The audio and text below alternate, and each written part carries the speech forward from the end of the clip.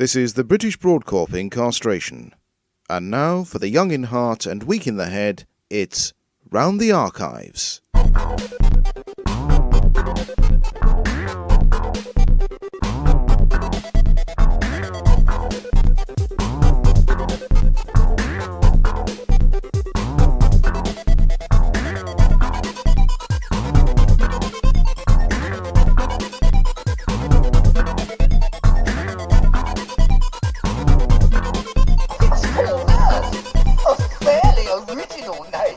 What's that, go the regular listeners? No songs, no sketches, no jokes old and new. Hello. Hello. I'm Andrew. I'm Lisa. Welcome to episode 18 of Round the Archives. Indeed. Yes, we've got a bit of a clean start to this issue. Thanks to the lovely IT Williams for that announcement at the start. Yes. But we've got a lot of leftovers, haven't we? From if that's how you want to describe them. Leftovers. Well, there's just stuff. That makes it sound like pilchards. Okay. We haven't got any pilchards. No. That's Bobby Brewster. He used to eat Sardines. pilchards. Oh, was it sardines? Sardines, Oh, right, yeah. okay, we'll get on to that in a minute as well. Yes. Right. Yes, we have a lot of material left from last year that we haven't quite got around to using. Yes. So we thought... damn it, we'll just use it all in one. We'll just use it all in episode 18, get it out of the way. And then episode 19 will be a fresh slate. A fresh start. Fresh start. Yes. I was going to say state. All right, if you say Fresh so. state. But start and slate. What have we got in the sort of news front? Various things. Yes. Warren said he would have nicked Lady Cranley in Black Orchid. Yeah. For being an accessory to murder. That's right, yes. Yes. But obviously Sir Robert can't be asked. No. And the police cars have got the squeakiest brakes in the world, haven't they? Yes. Yes. They should have nicked themselves for having dangerous cars. Dangerous cars. Old cars. Yes.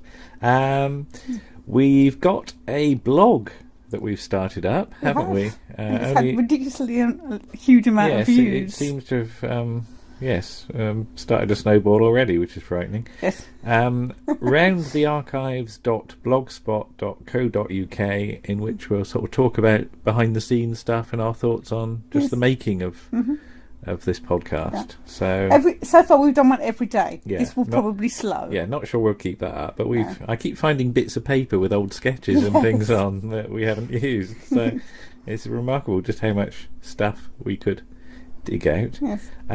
We were very pleased to be featured on Tim Worthington's podcast, which is Looks Unfamiliar. So check that out. We got to talk about 6 things that we remember that we thought nobody else did. Yes. So you chose 3 and I chose 3. What did we talk about? We talked about virtual murder for me and Big John Little John for you. That's right. Television wise. Yes. Yes. We did. Well, we don't. Let's not spoil it. Let's not spoil it all. But you can find that on Tim Worthington, his blog, which is timworthington.blogspot.co.uk. Funnily enough. So yes. So it looks unfamiliar. Issue 11. Lisa Parker and Andrew Trowbridge. Quote, he looks like a normal boy with a nose. And there's a picture of Big John, Little John. Who's not the little boy with a nose? No, that's something else that you're talking about. But that was fun, wasn't it? Because we did that on Skype. And we've never really got Skype to work before, have we? So, but not properly. That was nice, because Warren bought us a new microphone for He did. Thank you, Warren. Christmas. Thank you. But now, let's get a shift on, shall we? So, first, sort of out of our archives, is our discussion about the 60s of Doctor Who and our favourite stories, because we only thought about doing it for the 70s issue, didn't we? Then we thought we couldn't really go back, obviously. Then we thought, well, let's do it. Let's do the 60s. Let's do the 60s as well. So that's the first thing coming up, and then we've got what's after that. I don't know. Shall we find out? Yes, let's watch and see. Listen and see. Well, see you soon. Bye.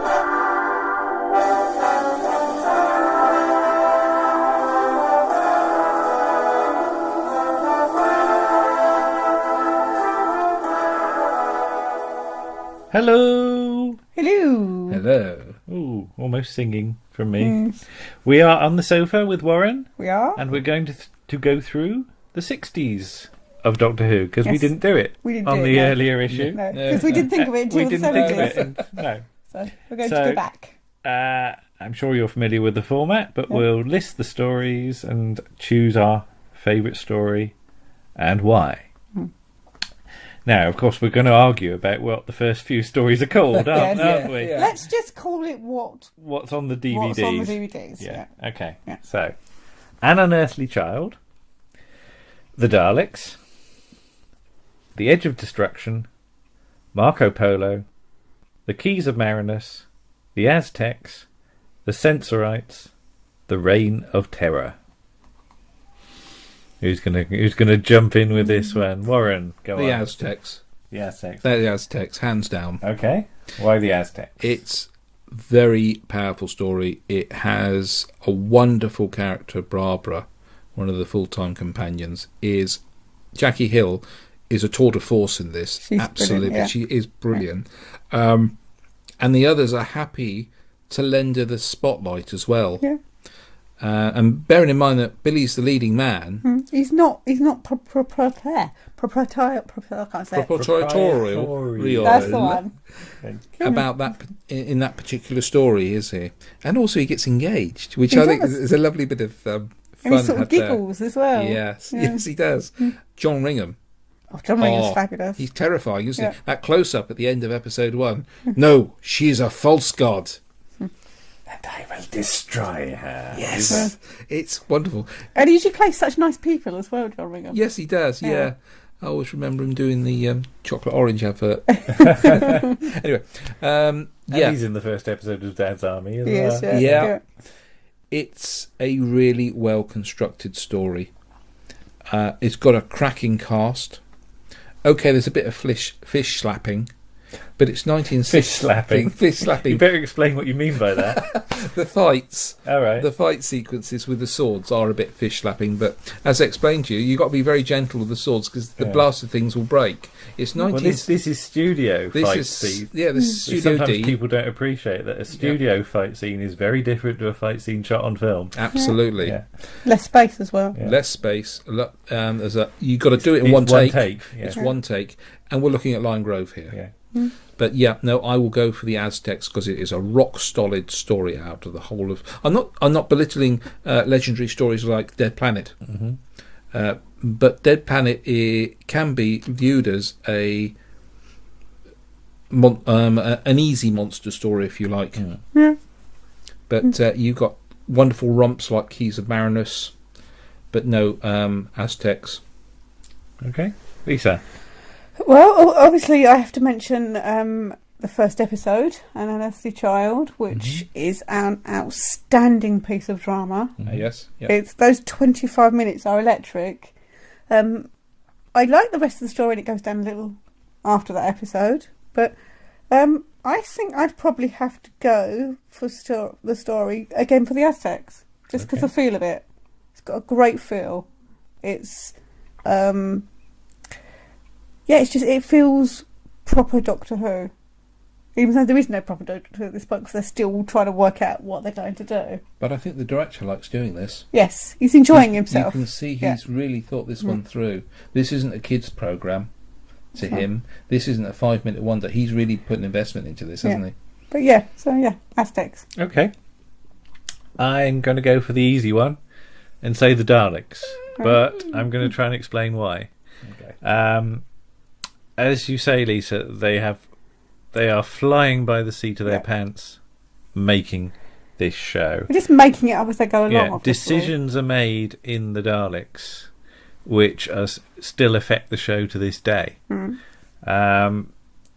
Just how do you show a Dalek shooting somebody?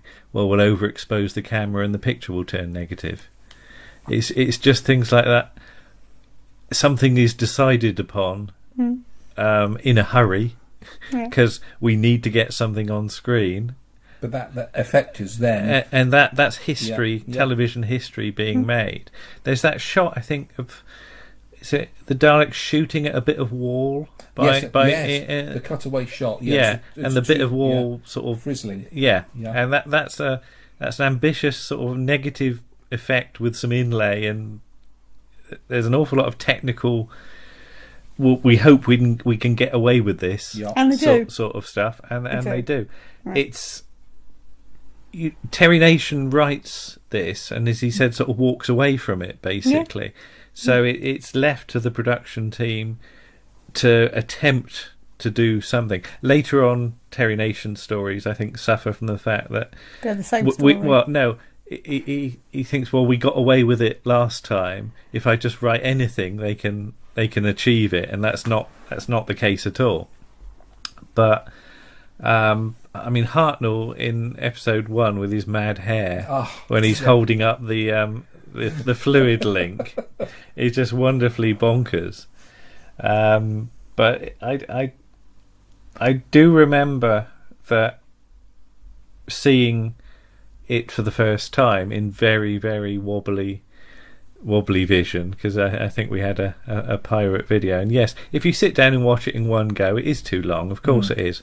But it's not designed to be watched in one go. All that stuff in the caves is a complete waste of time. Yeah, it goes on for too long. But things like Barbara going through the corridor, not knowing what she's going to do. It's like she puts her hand over the camera lens at one point, which is a very odd thing to do. And it, as I say, it's just we don't know what we're doing with this show. But look at the viewing figures; they start at 6.9 and finish at 10.4 by the end of. So this is where the show really becomes gets popular. a future. Yeah. So this nails it. Let's cannot underestimate. Had the second story been a different story, we'll still be talking about this is the story that No. assures us a future. It wouldn't have made the end of the first year, probably. Yeah. And as you young people say, boom. Right. Let's zoom on. Ooh. Season 2. This is where the show really hits the sort of viewing figures. You look at these. Planet of Giants, the Dalek Invasion of Earth, the Rescue, the Romans, the Web Planet, the Crusade, the Space Museum, the Chase, the Time Meddler. There's a big range of styles and stories here. So, who wants to go first? Me, I'm going to say the Romans. Yeah. Romans is fun. The Romans is a story it's probably the story I've rewatched most out of this season. And I'm interested when people do the thing of going through Doctor Who as a journey, having never sort of seen classic Who before. There's a lot of people that have done this, either in blog form or in reactions and things like that. And the Romans always seems to go down well with people. It's not attempting anything too ambitious. The humour in it is it's a surprise after some of the dark material you've got in things like Dalek Invasion of Earth. You know, that starts with the suicide. But Hartnell's really having fun. His fight sequence is very, at the start of part 2 is very, very funny. Yeah. You get to see Barry Jackson's Roman pants. And it's just such a fun story to watch. And as we always say, that's a good thing in itself. It's fun, but it's got some really nasty moments in it. Oh yes, like the thing with Tygelus, is it, when he drinks the drink? Tigellinus, the cupbearer, and he's poisoned, and Nero he doesn't even look at him really. He just sort of walks away. That's his job to die, isn't it? And the same thing where Liv just had the fight in the gladiatorial arena, and he asked a soldier for. Nero asks a soldier for his sword, and you think he's just about to stab Barbara. Oh yes, and stabs the soldier, and casually says he didn't fight hard enough. Yeah, okay. And I thought that was very cold and chilling. Right, Lisa, your choice? I'm probably going to have to go for the Crusade. Oh, okay. Because again, it's the only story for which half is missing. Yeah, but it's really dark in places. Really dark. I mean, that speech of Elakia you know. The only pleasure left for you is death, Yeah. and death is very far away. And you just know, oh my God, That's what's he going to do? Do to her, yeah. And then You know. we had a copy of that. Do you remember? Yes. And in the background, somebody went, "Yeah," as the titles are cue to go up. But yeah, that is so chilling, isn't it? Yeah. That turns my blood cold. And it's Walter Randall, and Walter Yeah. Randall's he's in the Aztecs playing a completely different character, Yes. Yeah. and he He's will in- go on to play other different He's characters. in the Aztecs DVD. Yeah, He as is. well. He With is. his belly. With his belly, bless him. But yeah, it's you know, and sorry, you've got Julian Glover at the top of his game. Yeah, you got Um, bird with the nose. Yeah, June Marsh. Sorry, Bird with a nose. I'm sorry. So yeah, it's a really great story. It's a great story. Just interesting. Episode 3 was the only one that existed at the time. Yeah. When we first started getting things. Then episode 1 turned up in 1999, I believe. Yeah, it's just so tantalising that the episodes 2 and 4 still haven't been found, and it would be lovely just to complete a whole season of black and white Doctor Who, Yeah. wouldn't it? We're so close, but it might never happen. Yeah. I mean, it's Douglas Camfield's first Yeah, directing yeah, job on Doctor Who. You've seen William Russell in Sir Lancelot. Yes. If we were to get the whole of the Crusade back, where he becomes a knight, Yeah. Yes. how bizarre's that?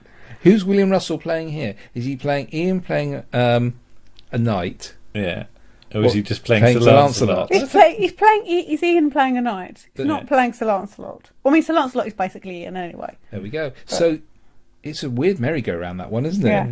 Yeah. Anyway, Warren, what's your choice? I've got such a problem with making a decision on this.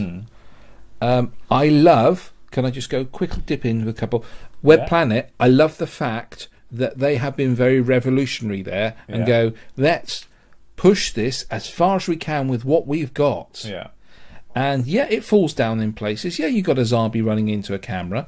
But I you, like that one. I like this. It's quite. You've got the odd grub creatures. Yeah. But you've got the giant butterfly, the Menoptera. Yeah. It's just a wonderful, totally left field. But it's not my favourite one. It's going to be the last one of the season. Time Meddler. It's going to be Time Meddler. Ooh, why Yeah. the Time Meddler? Because things are changing. Things are changing. The concept is settling now. And Bill actually looks as though he's having fun in Time Meddler. He does look like he's having fun. We've got yeah. Peter Butterworth. Okay, some criticise his style as acting for the kids, but he's a Time Lord. He's alien. And he's having fun, isn't he? And Time Lords aren't supposed to have fun, so they don't know how to behave. So he's going around and going, "Oh, I've got a time ship. What can I do?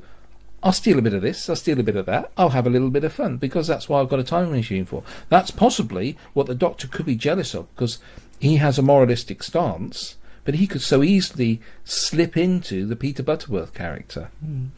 And I just love the fact of interfering with history, and somebody's got to be stopped. He must be stopped.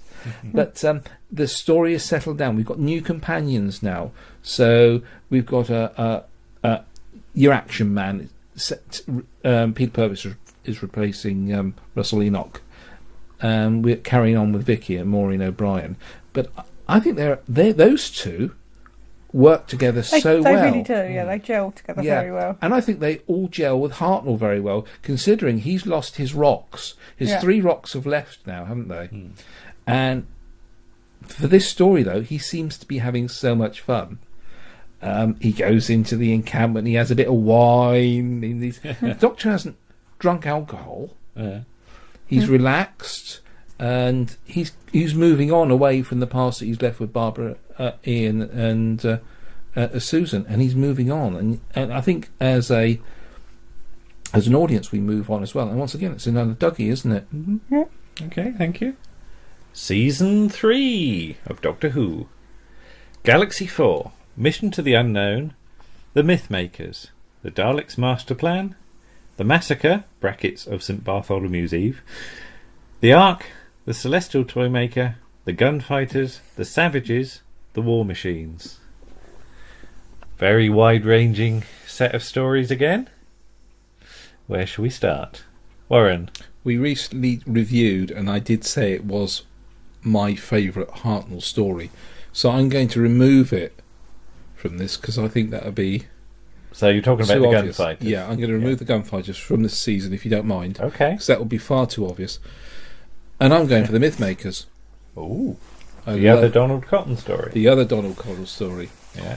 And again, this is a very dark story. Mhm. And people got... But it's humorous. Yeah, it starts off in a very humorous, light way. By the end, everybody's dead. By the way, yeah. And you know where history's heading. And it's the runaway train. You can't stop. And the problem is you're beginning to like the characters who you know have no chance of surviving this whatsoever.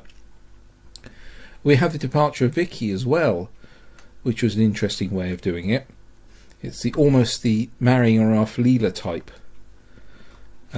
However, the humour is brilliant, and and having listened to the audio, Billy's having fun when he's stuck inside the horse.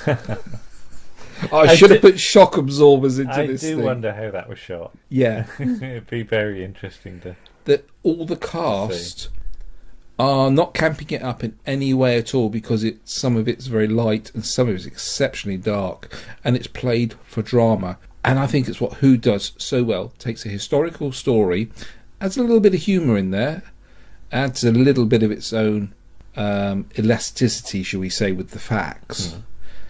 But you end up with a very good drama, and that is exceptionally dark, and I do like it. Okay. Lisa, Okay. do you want to see the list again? Yes, I do want to see the list again because I've forgotten what half of them are. So, Galaxy 4 Mission, Mythmakers, Dalek's Master Plan, Massacre, Ark, Celestial Toymaker, Gunfighters, Savages, War Machines. I think I'm going to go for the War Machines, actually. The War Machines. The War Machines. Machines. Because it's the first... That's a Sonic Wave joke, isn't it? Yes. It's the first modern Doctor Who.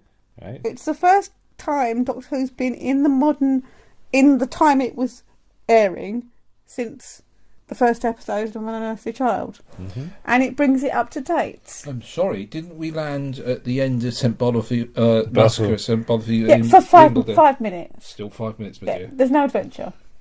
Doesn't count. Slap to the ground. And the chase. And the chase, yeah. Again, it's only 2 of the characters. It's not all of the characters. Hold on a minute, you Em- can't Empire State Yes, I Building. can. Empire All State- right. Not for a whole story. All right, It's anyway. still the first proper modern Doctor Who story. Right, sorry. So Basil. it's the it's the first time the Doctor interacts with the authorities. It's Yes. the first time he shows that he's somebody to be relied upon. Mm-hmm. He can sense evil. It's an interesting story. It's He an interesting interacts story. with the authorities in the Dalek's Master Plan piece to Stephen. Yeah, but they don't believe him, do they? No. No. Okay.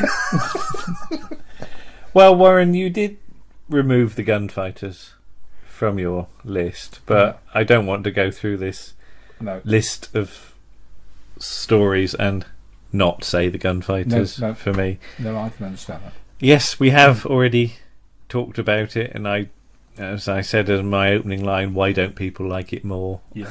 It is just such fun to watch. It is fun. I And, mean, I- and rewatch. Yeah. and I came rewatch. very close to saying the gunfighters, but I decided to be different. Yes, Yeah, that's why I had to remove it. it's the sheer joy of seeing a Hartnell's Doctor in the Wild West. Yes. Completely out of his He's depth. Out of his depth. completely, It's like yeah. it's dad dancing at weddings, isn't Yeah. it?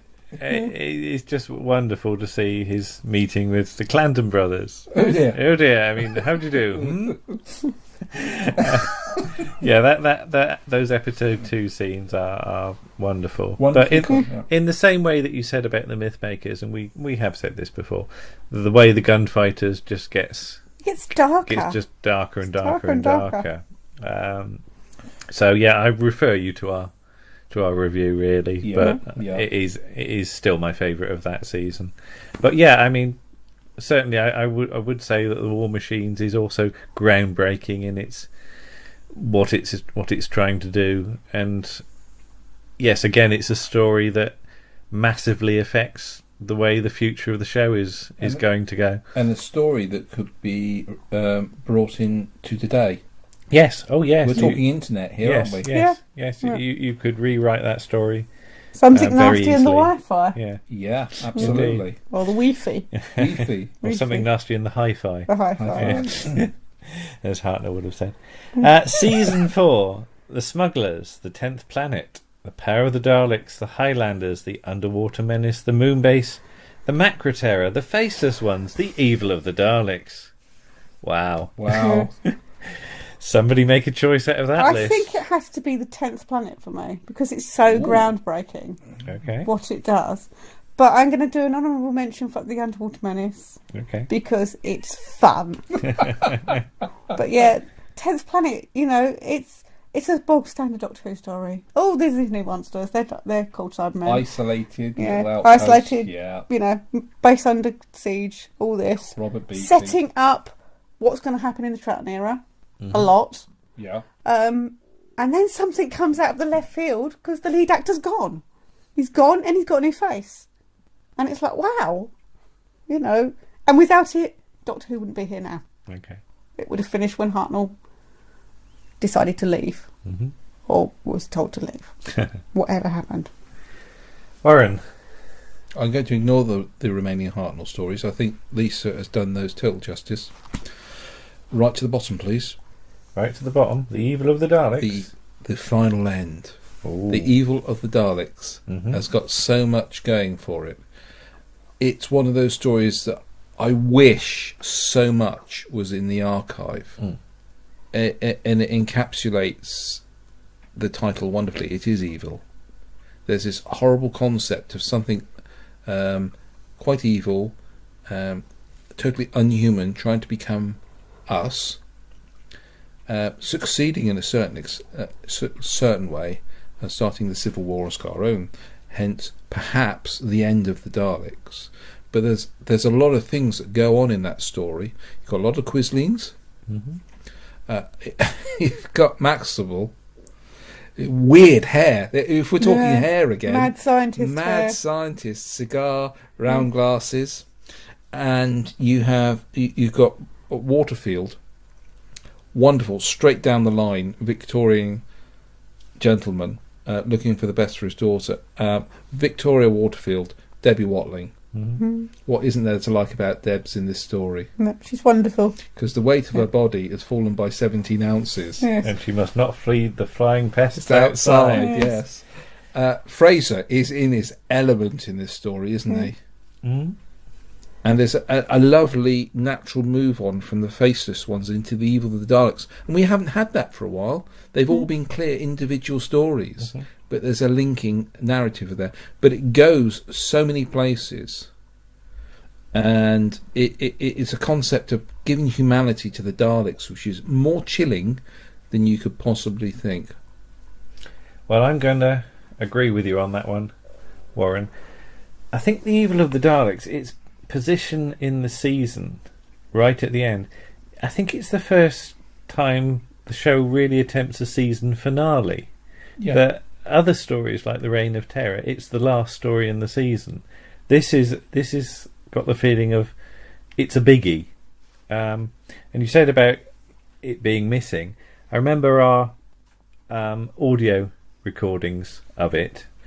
But do you remember when episode 2 turned up? Yes. And that would have been 1987. Yep. And we managed to get an Copy. atrocious copy of episode 2. And it was fantastic. Glued to it, weren't you? Yes, Yeah. again, it was almost unwatchable, Yeah. but we didn't care because it was so good. And the hope that we could see episode 6 or 7. Yeah. I really wish we could, because again, you've got the Emperor Dalek, and we didn't even know such a thing existed. No.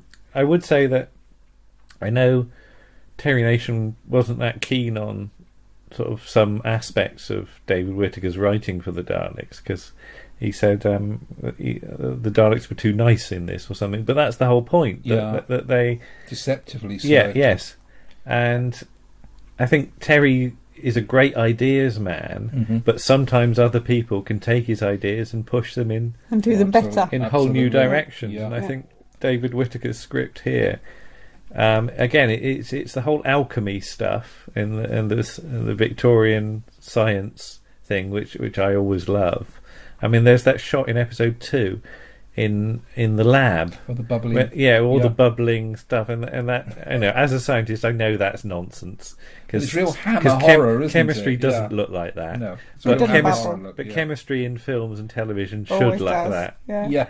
And is it a camera sort of shooting through, and the door opens and Maxtable's there, and then the camera moves up, and it's just a lovely bit of framing.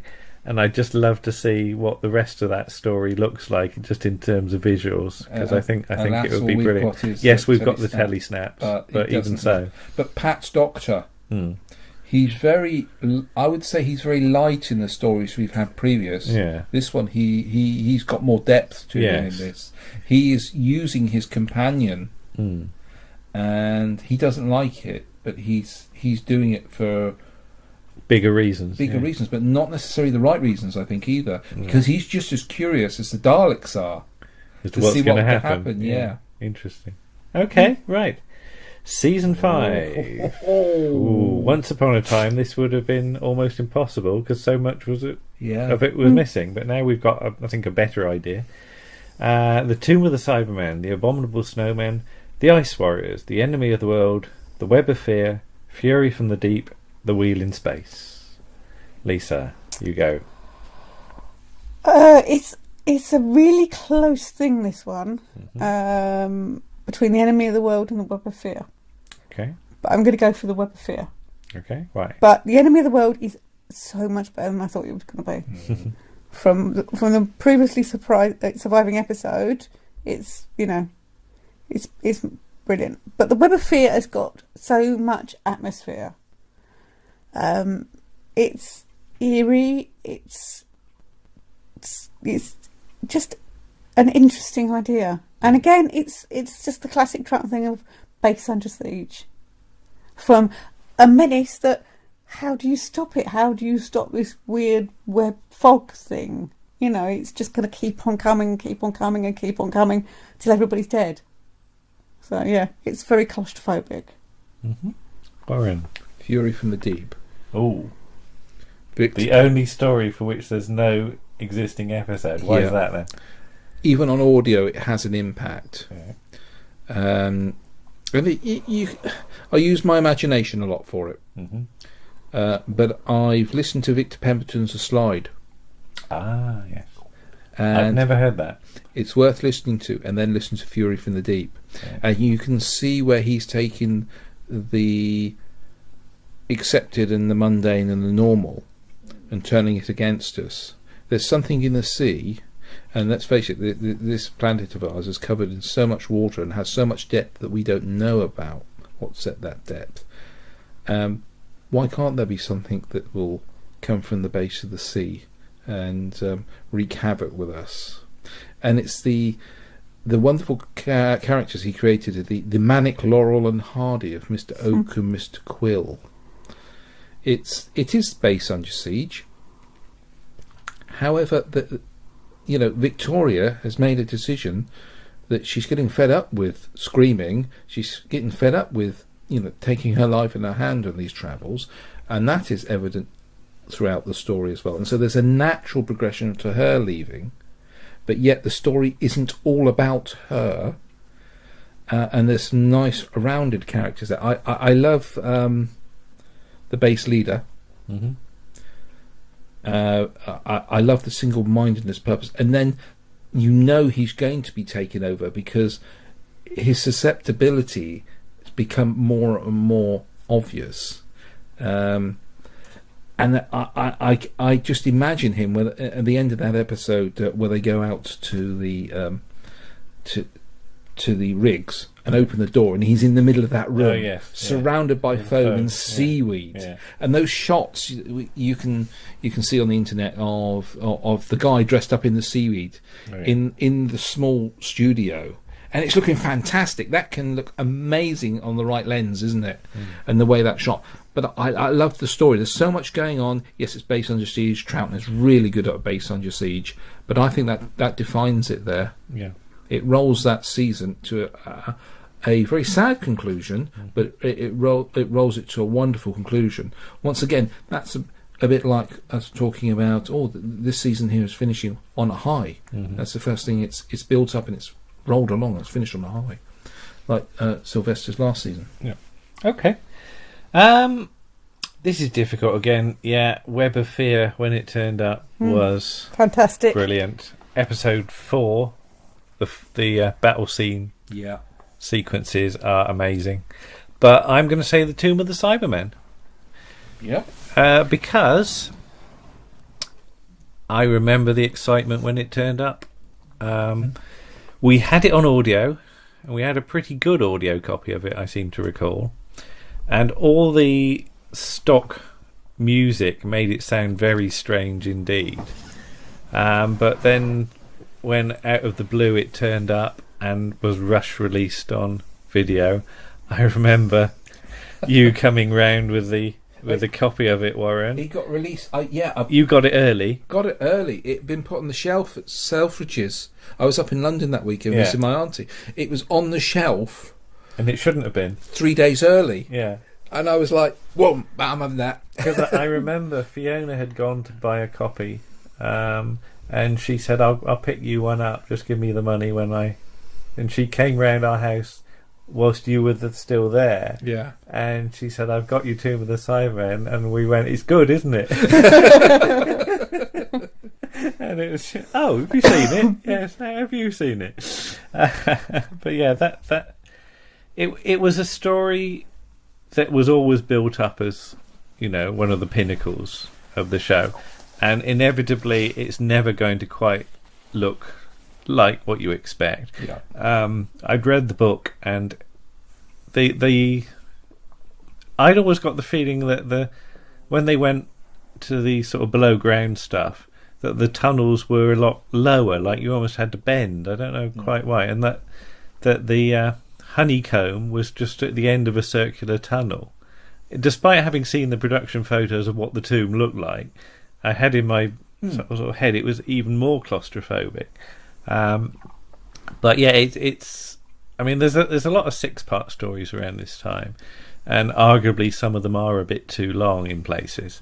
So having a 4-part story to open the season is great.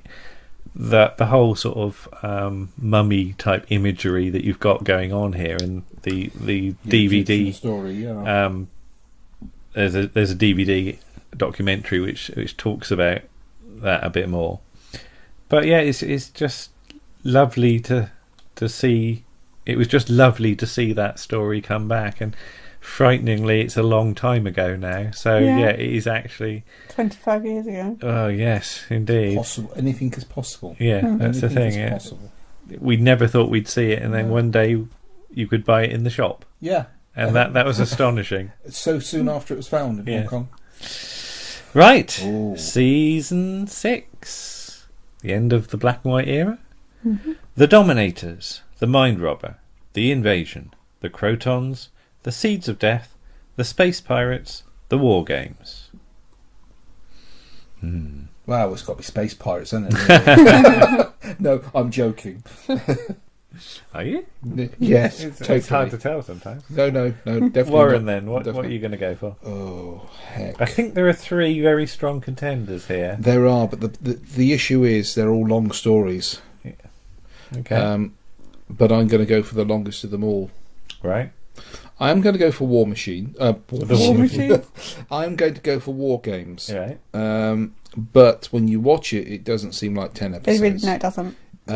It races along, and there are so many unanswered questions, and they are wrapped up towards the end, and the scenarios are quite fun. The First World War, some of the characters there go, Von Reich, German zone. It was taking concepts of war is a very difficult thing to do in a family show. But but they did right, because there's a lot of morality in the story, isn't there? Mm-hmm.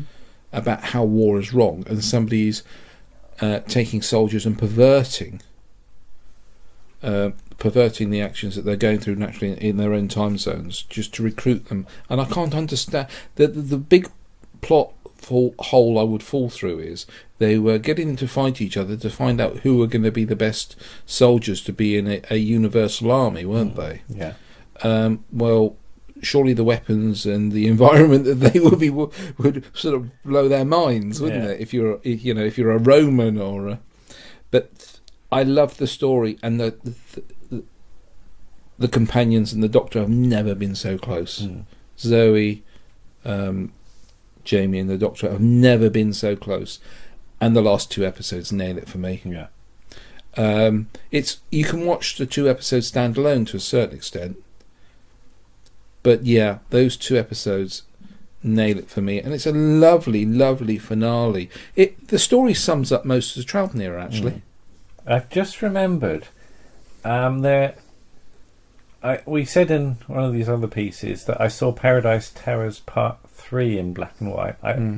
I also got Silver Nemesis Part 1 in black and white, and I remember why now. Because you came round my house and we watched the War Games episode 10 and we switched it over, yeah. Silver Nemesis was broadcast, and we switched the switch on my video to get rid of the colour, so it looked better, and forgot to switch it back for Silver Nemesis Part 1. So that's the reason I had Silver Nemesis Part 1 in black and white, was because of the War Games Part 10. Anyway, Lisa. Thank the War Games for that, then. Yeah. What are you going to go for? Oh, this is hard. This is a hard one. It's probably going to have to be the War Games, I think, but it's very closely followed by the Invasion, because the Invasion is wonderful. That. Absolutely, yeah. And Tobias Vaughan is possibly the best villain up to this point. Okay, but yeah, it's got such a big range. The War Games, you've got the First World War zone, you've got the Roman zone, you've got all the stuff with the aliens. The War Lord. Yeah, and there's some really extraordinary performances. It is certainly. A very extraordinary performance from a soft cheese. Artula Villar as well. He's very over the top and jumpy up and down. What's the difference? Yeah. But yeah, no, it's the end Pat deserved. Yeah. It's the final story he deserved. So, yeah, that's it, really. It's that last section, isn't it? Yeah. Which is total Troughton, where he's picking the faces. Yeah. No, that one's too old. No, this is 100% Troughton's Doctor. I've never seen such an incredible bunch. Yeah, that is Troughton's Doctor in a nutshell there. Right, my choice. Again, I think the 3 contenders for me are the Invasion, the weirdness of the Mind Robber, especially episode 1, which is made out of nothing. Yes. Yeah. Literally, they have nothing to make an episode. It's a studio and some borrowed robots. And it's one of my favourite black and white episodes. Yeah. But I'm going to agree with you all and say the War Games as well. I mean, Terence Dix sometimes used to say it was far too long. It's slightly too long, perhaps. It's not far too long. No. And that's down to David Maloney keeping the pace up all the way through this story. Yeah, that last episode is, again, it's, as we said with the Daleks, as we said with the 10th Planet, it's the show desperately reinventing itself. Again, they're just making it up. Yeah. There was no plan a few weeks before as to the Time Lords or anything like that. Oh, just make something up and we'll put it on the screen and it might work. And that's what I love, the sheer desperation of we need an explanation for why the Doctor's like he is. Yeah. Why he runs away. And it's something, if you watch the show in order, nothing is nailed down at first. There's no grand plan for Doctor Who. It's improvisation from week to week, from month to month. And the War Games episode 10 is that in an absolute nutshell. Because there isn't it, like, is it episode 6? The name Time Lords is just just thrown into the Thrown mix in there, casually, Yeah. and you've got no idea, again, that this is going to affect the show The rest of it. forevermore. Yeah. So then, is Is the character of the war chief is it the Master? is the master? No. I asked that question because he is wearing the seal Yeah. of Russell on. Because No, he's not. He holds it up. It says, "You can see," but I'm explaining. I'm wearing the seal of our people. Is that the president's personal force shield? So when he's killed by the guards at the end, All right. that's the option I was looking for. But you don't think it's the master? No, because the thing he holds up is the thing from Dalek Master Plan Episode 2. All right, let's take. Yeah, but then again, we could say That seaweedy thing, is it? Is Then wearing. we could say the Time Lords all come from the planet. Is it Zephon? Yes, we could all come from the planet of Voga. Yeah. So, That's true. so if we take that out there, Yeah. could that possibly? Would he be? He's a forerunner, isn't he? You Very can much so. see the link in Terence Dix's head between the characters, but I don't think they are the same character at all. But he is a very pantomime villain, though, isn't he? Yeah. But yeah, I mean, yeah, the War Games is fantastic, and again, it could have all fallen apart. Yeah. Because it's the idea of doing a 10-part story in It one must have been a in one nightmare in that setting, control. unlike Dalek Yeah. Master Plan, where you're flitting all over the place and can, The production office would have been pulling its hair out. But there we go. That's the end of the black and white era, and I think we all agree it ends on an absolute high. Oh doesn't yes, it? definitely, definitely. There we go then. Thank you very much. Okay. Thank you. Bye bye. Bye bye. Thank you to Warren for Yes, helping thank us you, with that. Warren. It's another interesting article. Yes, it turned out a bit longer than we thought, but Yes. Well, it was always going to be longer when it's the 60s and Pat Trout and longer Who. seasons and Longer lots seasons. to talk about. Yes, Warren will return later in the issue when He we will. tackle the 80s. he will. Well, part 2 of the 80s. Well, yes. Yes, So the Colin rest and of the Sylvester, 80s, yes. because we've already done Peter Davison. We have. Right, next up, also from the archives, is an interview with Russell Pengelly. Yes.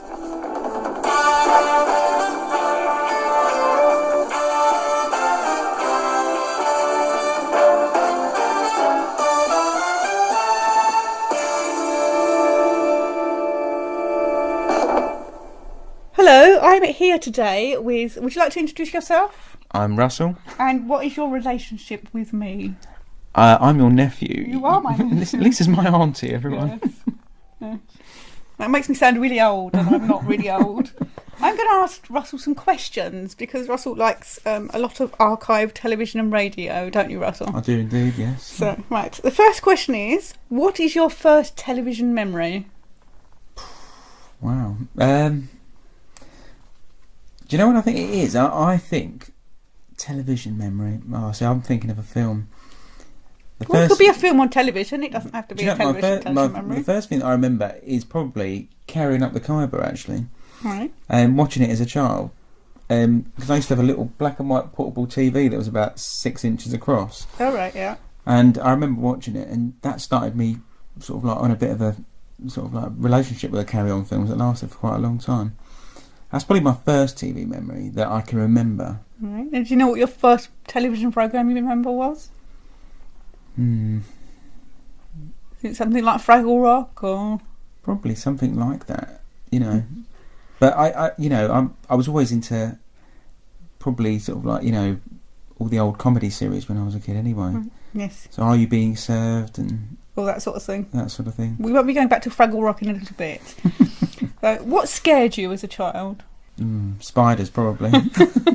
Yeah, I meant on television, but it's good to know that you're scared of spiders in case we ever need to. I don't know. I mean, I've never liked horror films, never. Right. So, you know, I've always avoided watching horror.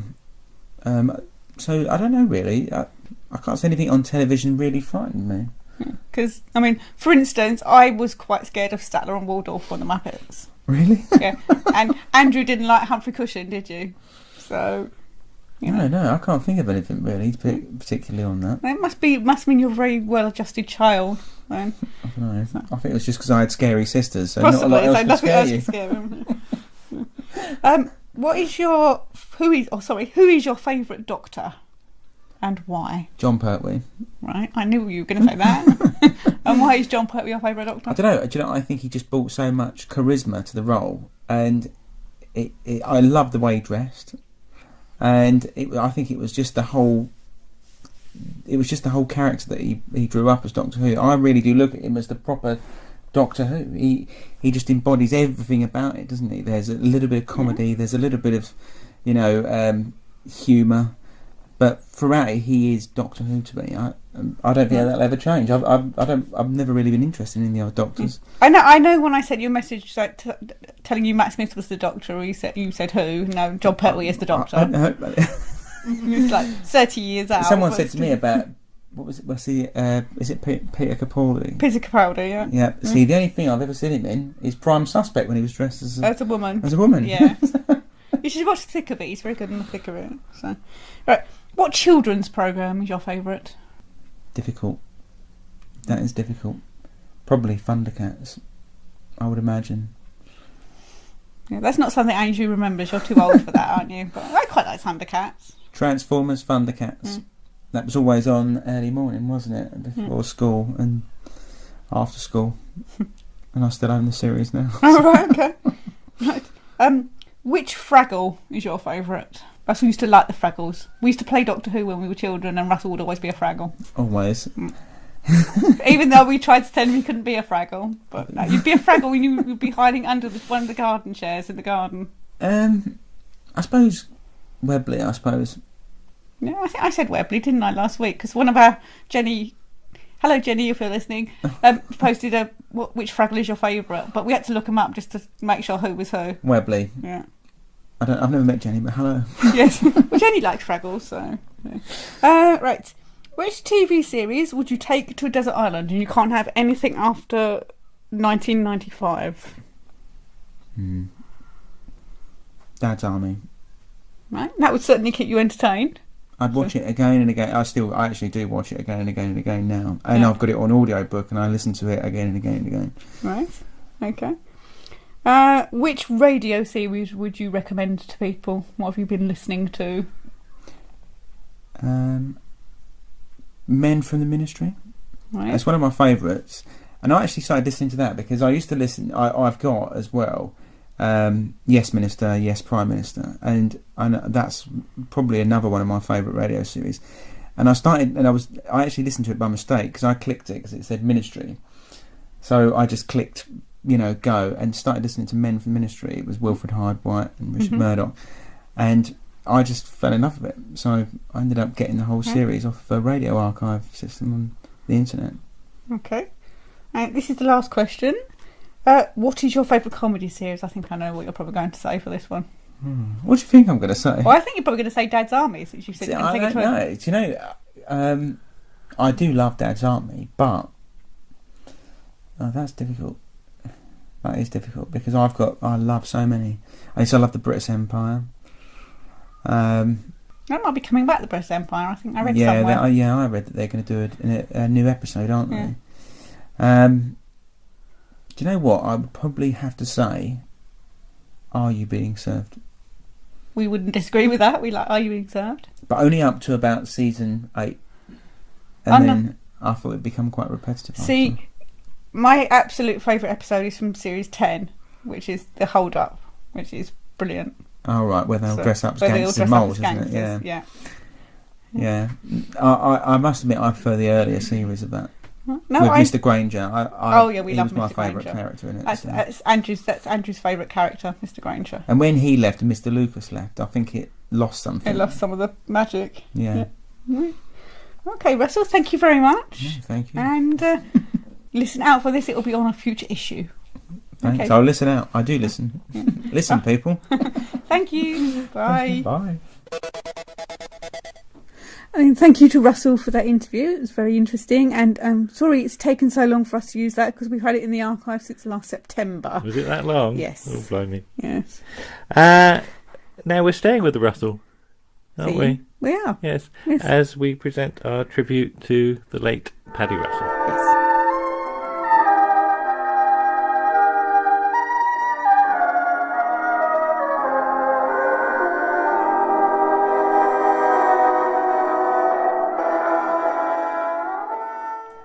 And we're here now to remember the work of Paddy Russell. Yes, Yeah. dear Paddy Russell. Paddy Russell. Yes. Now, I think it's true to say she managed to scare me in my childhood with Yes. Pyramids of Mars Yeah. and Horror of Fang Fang Rock. Yeah. Two highly atmospheric Doctor Who stories. Yes. But let's talk about some of her other work as well before we go on to Yes. Doctor Who. It seems to me she wasn't at all precious about what she did. She didn't do it for art's sake. She did whatever she was asked to do, because she does the full range of things from Z-Cars to Emmerdale Yeah, and 321, yeah. which is In fact, we looked amazing. at 321 just now because We did. she does it episodes from 1979 and 1980. yes, And the show's quite early on in its run at this point, and they're still, Yes. I think they're still ironing out the problems, the problems. with it. Yeah, it's less shambolic than the first series. Yeah, so you get, as I think we said on the 321 article a long time ago, you think Paddy's probably brought in because she's going to sort of be able to control the studio and get things done efficiently. And we saw a bit of an episode just now, Jungle, Yes. from 1980, 1980, yeah. where the couple get through to the final round and the woman just becomes ill, doesn't Yes. she? That's what they said. She doesn't appear in the No. final For bit, the so last it's bit of left it. left to her partner Her husband, yeah. to carry the show. And I'm Yeah. just trying to think what that was like in the studio that day. I think Paddy. Well, if you look at Paddy's origins, she cuts that swathe straight through the middle of live television. So I don't think she would have batted an eyelid over that. Now that's what I was going to say, because she worked on the Quatermass Yeah. stuff, and yes, Paddy's the sort of person that, when presented with that situation of something sort of fairly major happening in the studio, and you've got to get the show recorded, Is very much straight back to live. It's recorded as live. Yeah. So you're going to carry on as live. So the show must go on. Yeah, They probably have cut to a break. yeah, They brought the young lady out and just carried on as normal. yeah. I mean, it works really well.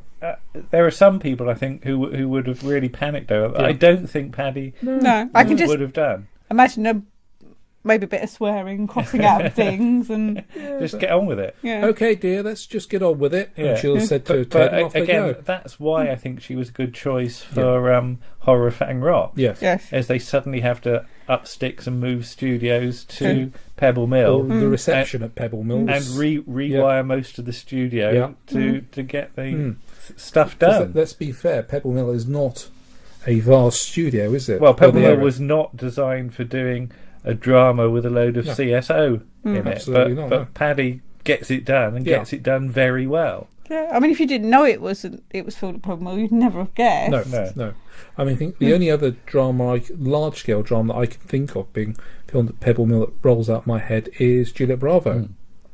But I think that reliability, I think that she shows, is why she returns to series a lot. So she does a hell of a lot of Z-Cars. Yeah. She's reliable and a She safe does pair a of hell of a hands. lot of Emmerdale Farm. Yeah. Yeah. So yeah, she's very, very solid, I think. But I think especially if you're dealing with a soap as well, yeah, you've got to be in touch with that. You've got to have the momentum. You've got to have the drive to push the story along and have some kind of continuity leading throughout it. And she's going to be at the forefront of that, isn't she? yeah. So I think efficiency is something that Absolutely, really shows up in her work. I mean, as you say, you look at horror, how polished. Yeah. Yeah. I mean that could have fallen apart. With the problems, because I know Tom Baker wasn't Yeah, I in was the gonna best say, of moods. especially, yes, I was going to say, you had a lead actor who wasn't happy of being out of his comfort zone. Yeah. But then again, I can't see Paddy suffering fools gladly. No, And she'd probably that's the deal thing. with him quite well. Because And Tom would find that quite a tour de force, really. Was it Paddy that Tom used to say yes sir to a bit, just to make the point? Yes, I know you're in charge, and I just want you to know that. To know that. So, yeah, I mean, we haven't really seen much of a sort of work on Z-Cars and things like that, which is a shame. I'm not entirely sure we've got any, have we? I don't think much of it exists, really. does it? No. I mean, I need to go through the list. We might have one or two on DVD, and I'd need to check that. No, I think most of the ones we've seen on DVD seem to be Victor Itellus and Derek Martinez Yeah. and Via. Yeah, Via, dear Via. Dear. But yeah, and of course she's another person that did Compact. Yes. High art indeed. There goes the catchphrase. And again, it's that holding the studio together and getting it done. I think she thrives under pressure, you know. Yes, on the Yeah. we need to get it finished. And once you thrive under pressure and you're producing that good product, Yeah. the show goes on. But of her 4 Doctor Who stories, obviously we can't see the massacre. Mm. We did talk about Invasion of the Dinosaurs Yes. a couple of issues ago. Yes. But to me, Horror Fang Rock and Pyramids of Mars are probably her 2 masterworks. Yes. Yeah. Yeah. And I'd find it very hard to choose which one's the better one. Yeah. I Because I they're really so don't good know. in different ways. Yeah, Can both highly Yes. atmospheric, and I Yeah. remember watching them as a kid and Yeah. being very, very scared of them. I mean, I would go for horror, you know. yeah, I think horror's out of the 2. Horror's the scarier of It's the 2. you are totally isolated Yeah. there. Yeah, Yeah. but I mean, we've got the Omega Factor, haven't we? Yes. that And we have she watched did. our episode, so Because that's got Colin Douglas it has in a big hat. Yes, in a big hat. Yes.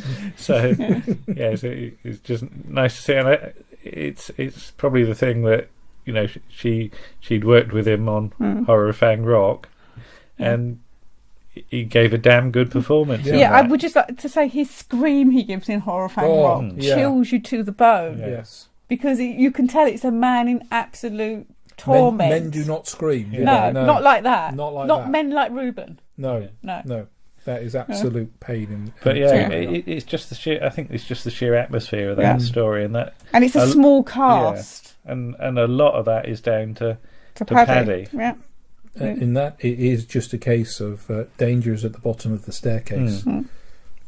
But yeah, I mean, we sort of read her obituary in Yes. in the Guardian, wasn't it? Was that one that Toby It's had a written? Toby one, Yeah. I think. Yeah. Yeah. And you liked the note at the end Yes. about stray cats, didn't Yeah, you? she looked after lots of stray cats. Yeah. We So she went up a little bit more in my Yeah, estimation. even more, yeah. Even more, yes. because we Yes. didn't know that at all. No, So no. it's just interesting to Yeah. learn things. Yeah. And she'll be. I mean, she hadn't directed for quite a long time, No. but she'll be sadly missed. Yes. Yes, and thanks for putting us behind the sofa. Yes. Yes. Yes. Thanks for scaring the hell out of us, Paddy. Yes. You did Yeah. it. You did it well. Yeah.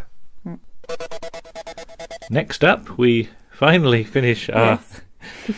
trawl through Doctor Who Yes. as we do the 1980s. Yeah. Colin Baker And Sylvester and McCoy. Sylvester.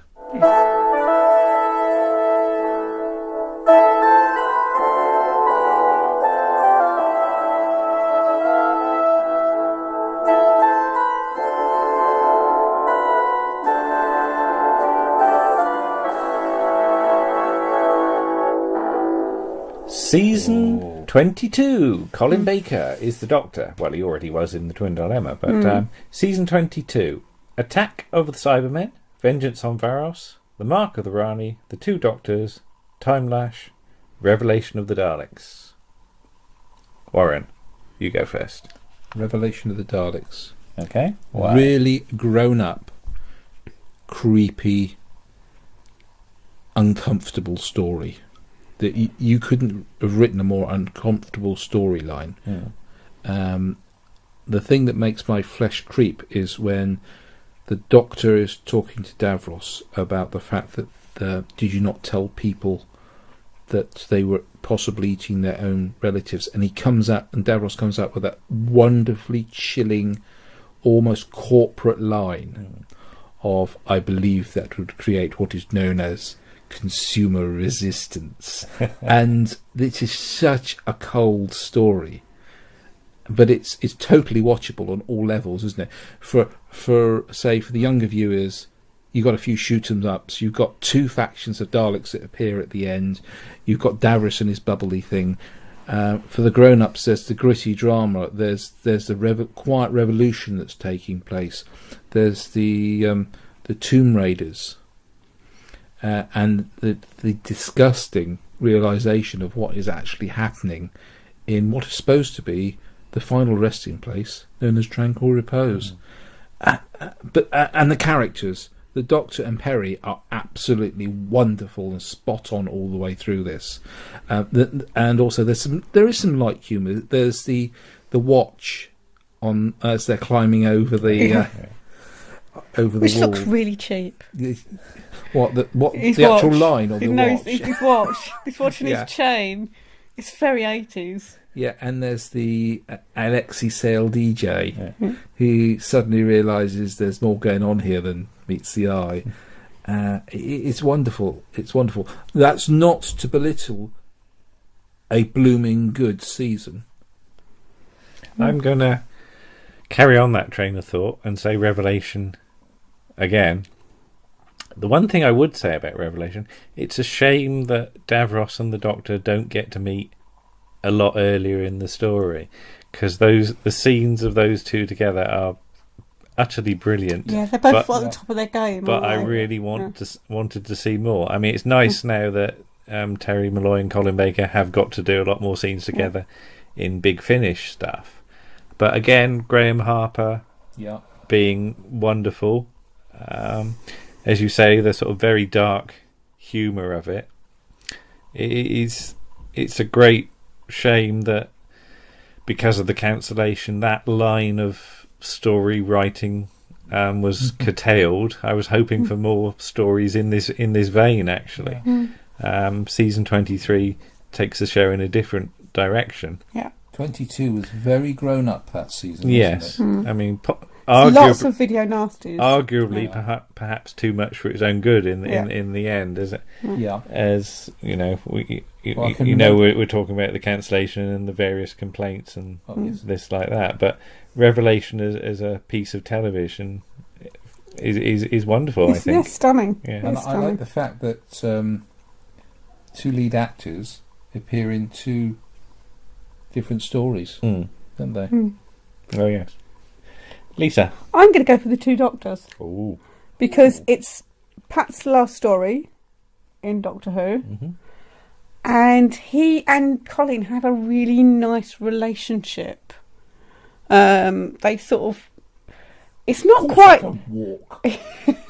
It's not quite the sort of niggly, squabbling third Doctor, second Doctor relationship, but Colin's like his father. He's really like, "What have you done now?" kind of thing. He's his carer. He's his isn't he? carer, He's yeah. lost his Yeah. charge. Yeah. And also, I love the fact that once when Jamie's reintroduced to the story, once he realises the Doctor is the Doctor, he just slots back into the relationship with the Doctor. Yeah.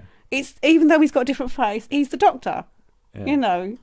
It's I always really enjoyed it, and it's really stupid, but it makes me cry every time when Oscar dies. Do you know his Every father time. wore a tin hat Yes, in the war. in the In war? Shepton In Mallet. Shepton Mallet. Mallet, Yes. But yeah, the two Doctors for me. Okay. Oh, Thank you. that's interesting. That Yes. is. Yeah. Right, The Trial of a Time Lord. Now, if we're being pedantic, your Which we favourite frequently story are. out of season 23 is The Trial of a Time Lord. But obviously we can cut it up into... If you carry on like Segments. this, nothing can stop the catharsis of spurious morality. So let's We've triggered a Ray Face shift. Damn. let's cut it up then into its usual 4 parts that people think of it. The Mysterious Planet, Mind Warp, Terror of the Vervoids, The Ultimate Foe. Lisa.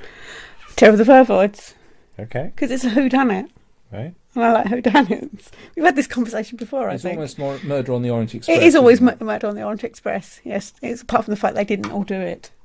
No. Yes. Yes. But yeah, I like it. I can see where people get annoyed with Mel because she's a slightly irritating character, but I like the way hyperactive. I like the way Bonnie's playing her. She's doing what she was asked to do. Yep. The relationship between her and the Doctor is much less fractious than the one with Perry, though obviously that has calmed down this season.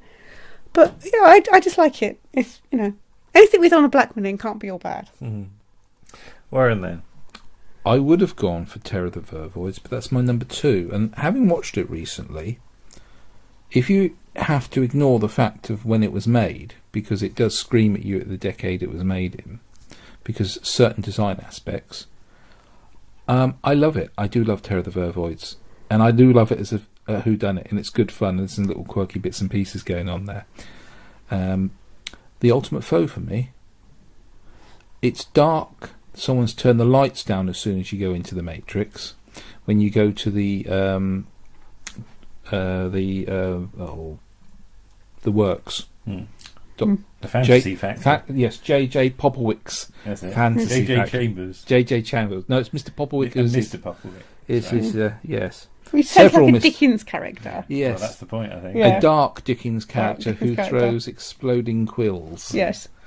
And I like that world. It is the Matrix. It is the Matrix that I remember from something like Deadly Assassin. It's possible. We know it's going to be unexpected. And I just like the fun of it. Yes, I actually saw the ending going to be the ending. Yes, he was going to turn around, and yes, it was going to be the Valiard. Of course, it was going to be the It Valiard. always was. What else are you going to write? Absolutely. But it's fun, but it's also very dark, and I like Colin in that. There's not much in the way of name calling.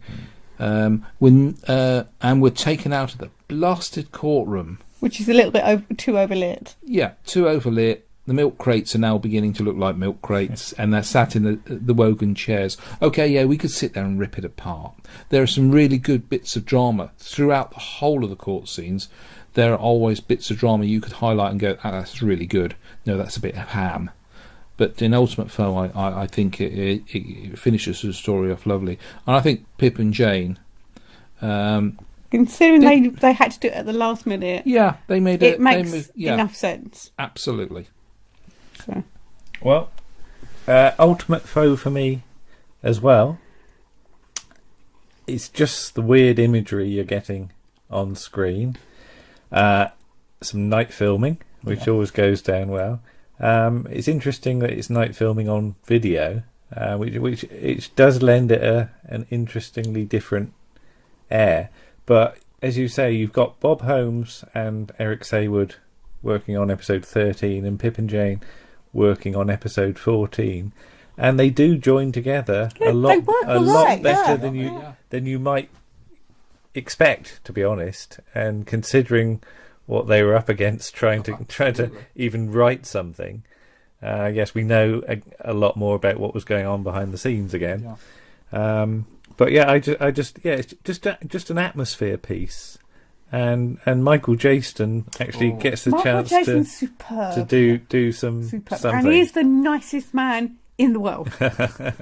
He really is. It's just a shame he never got to do anything else. do more beyond this point, because it would have been fascinating to see him as a recurring villain. He's a fabulous actor. Yeah. So what do we got there? 5.6 million?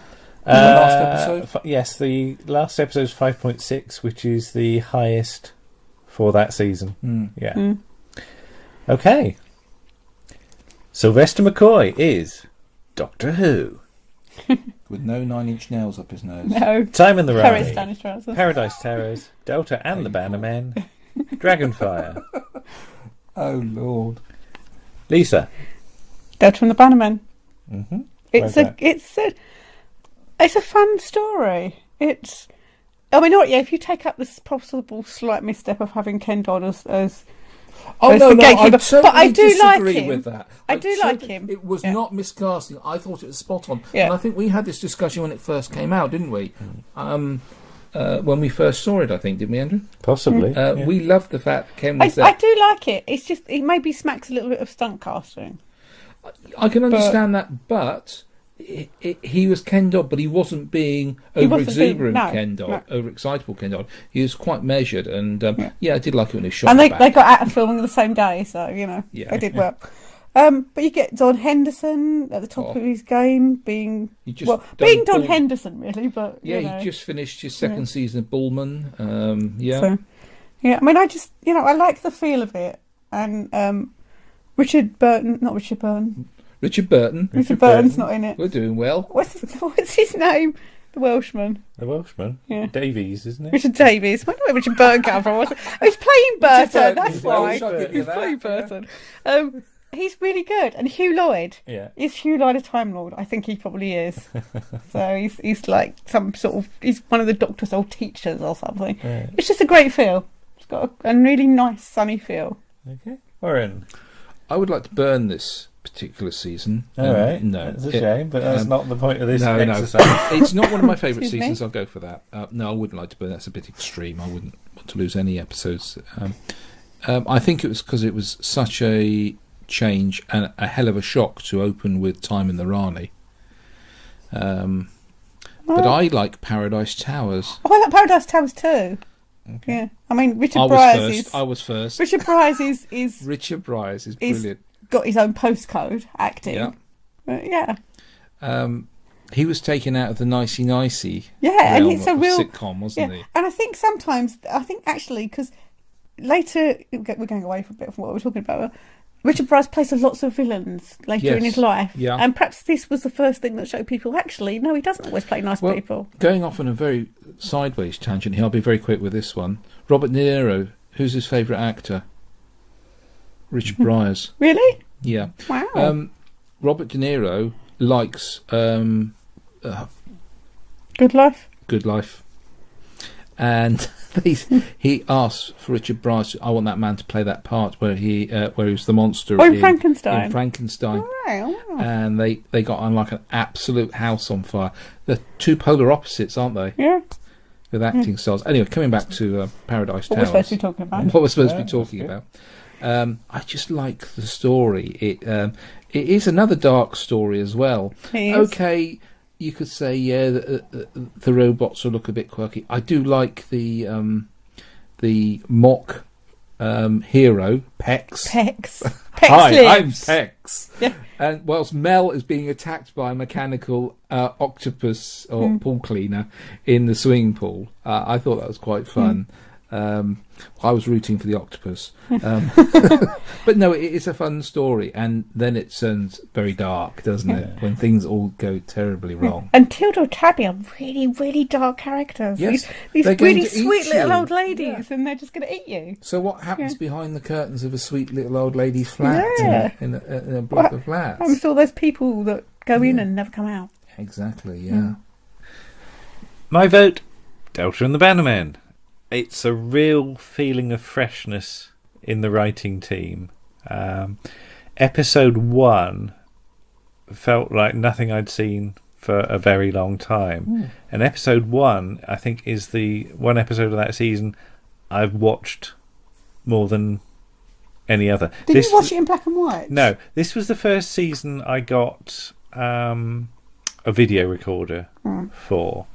So I ended up with Top loader it was. Yes. Okay. I ended up with, I think it Means was nothing to the episode kid. 3 of Paradise Towers in black and white, because there was a little switch on the back, yes, which you could get rid of the colour, and the switch was accidentally left in the wrong position for that episode. But Delta Part 1, it really was new, and that was exciting. That I didn't know quite where the show was now going, and I think that's definitely what the show needed at this point. You did need it to go in a new and different direction. It takes a while, I think, for everybody to know quite what direction they're going in. But Delta, I think, is very, very easy and fun to watch. It's not trying to be sort of gothic or violent or anything like that. Or big and clever, really. Yeah, It's a baddie story, isn't it? yeah, it's a simple story, but as you say, Lisa, the cast really, really. And yes, I'm very fond of Ken Dodd in that too. It wasn't necessarily a complaint. It's just that you sort of think, oh, it's the costume they've dressed him in as well. Perhaps if they the dressed him lilac in sparkly something hat. a little bit No, I think more sober, maybe. Then I go differently with that. I go that creates a parody of what he actually is. Yeah. And bringing the parody to the screen is, yes, you know it's Ken Dodd, but he's not playing Ken Dodd. But he does do it really well. He does it really well, but he's dressed as a parody of himself. Okay, thank you. Right, speeding on to 1988. Remembrance of the Daleks, The Happiness Patrol, Silver Nemesis, Greatest Show in the Galaxy. Who's going to start on that one? I think you should. Okay. I will then. Remembrance of the Daleks. Or Doctor Who and the Daleks go upstairs. Or Doctor Who and the Daleks go upstairs, as Eddie Izzard once referred to it. Yes. Bird with a baseball bat. A real feeling again that the show was getting confident, that it brought back the Daleks, but actually did something different with them. Much as I love Davros, he was played down in the mix, which was quite refreshing, because you did start to wonder that were you just going to get Davros stories with the Daleks in? Yes. But the Daleks are sort of front and centre again. Mm. It was quite an expensive one to make, because I think they did go over budget considerably. And they did make somebody think that a bomb had gone off. Yes. Yes. Yeah. Yes. But yes, the people. effects team are having fun. Yes. Yes. But a little bit too much powder. But yeah, I think it's one of those stories you could show people who perhaps had gone off Doctor Who in the 80s, perhaps. And I think they would have been surprised at how much they might have enjoyed it. Yeah. And anybody that says Sylvester McCoy can't act, he's got a real look of fear in his eyes when that Dalek starts to come upstairs. Yeah. You look at his eyes and he's thinking, oh my God. I mean, we can quibble about the points of continuity, about the sign on the junkyard and things like that. But that would be pedantic. We could have said that about Blimmin' Attack of the Cybermen, couldn't you? But I always remember the points of view and somebody reading out. I watched the first episode of Remembrance of the Daleks. I thought it was absolutely brilliant, blah, blah, blah. And the only thing that they could pick up on, because people do when they write in and points of view, because that's the only reason they read their letters out, is why did Doc Cotton have to be at the entrance to the thing? And that was the only thing they picked up. The rest of it, they said they praised Sylvester McCoy, they loved the production, and it's a really good story. Yeah. So is that your vote as well? No. Oh, right. So what's your vote? What's your vote then, Warren? Ladies first. All right, go on then. I'm going to go for Greatest Show in the Galaxy. Thank you very much, Lisa. We'll do this as a joint one. That's All my right, favourite go as on well. then. Yeah. The cast is brilliant. Yeah. Anything with T.P. McKenna in is guaranteed to be fairly good. He's not doing an accent. That's good. No, and he's sober. Yeah. Jessica His Martin, character is sober. Jessica Martin is wonderful. Oh, yes. I remember thinking when I saw it that this was the best. She was known for comedy, wasn't she? Yeah, and she was brilliant, and she was scary. Yeah. And the effects were brilliant. It was a proper werewolf. Not that I like werewolf things, but she looked scary. She looked dangerous. Yeah. The Gods of Ragnarok are an interesting we'll have a story idea. on that later. Okay. Yeah. It's. I mean, obviously, it's in hindsight, it's parodying the show itself. It's eating its own tail. It's but it's doing it's long, but it's not doing an Oozlem bird. It's eating not, its own tail. It's not doing it maliciously. No, and it's not doing it corrosively either. No. It's having a quiet, happy prod at itself and laughing at itself. But I love the bus conductor. Yeah. I love quirky things. I love the hearse, and the creepiest thing I don't like clowns. I don't know about yourself. Well, nobody likes clowns. It's the false face. Oh, hello. It's all right. Windows is just updating, and the clowns always creep me out anyway. But as far as the Gods of Ragnarok, do you remember? Do you know where I'm going to go with this one? Tell us the story about the Gods Excuse of me, I'm Ragnarok. going to cough. Okay, sorry. That's okay. I came around to your house to see one of the episodes. Yes.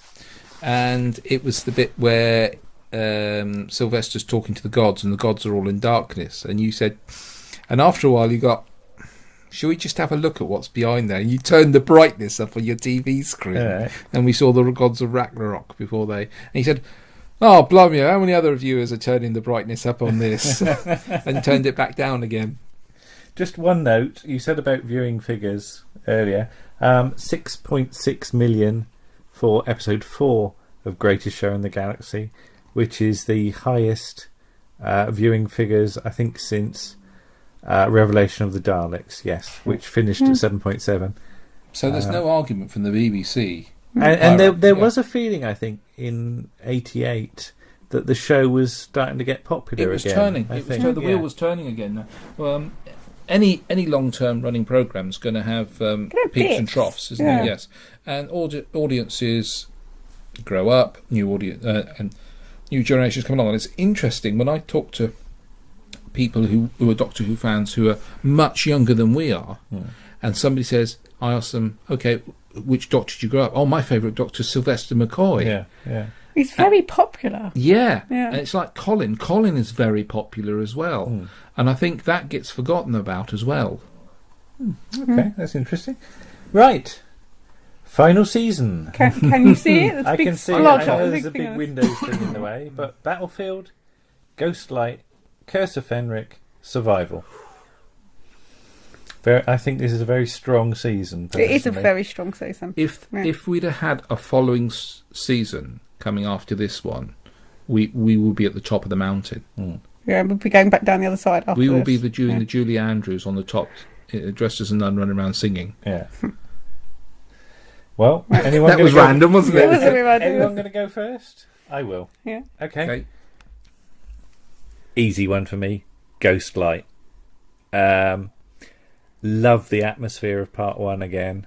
Another of those single episodes that I would rewatch and rewatch. Just part one. Love all the. I'm always a sucker for an atmospheric Victorian story, but the sheer weirdness that goes on in this story is admirable. To think that they put it on, on BBC One at 7:30. Opposite Coronation Street. Opposite Coronation Street, that you could show such strange It's a wonderful material. parody of Victorian logic there, isn't there? Yes, but it Sylvester's taken his hat off. He's got his dark jacket on. I think he's got rid of the question mark brolly. If only he was wearing a waistcoat as well. Yeah. Those question mark jumper is the only fly in the ointment They in would his have look I think for they this would- story. The problem is they might have given them a question mark waistcoat. Yeah. Or something like that.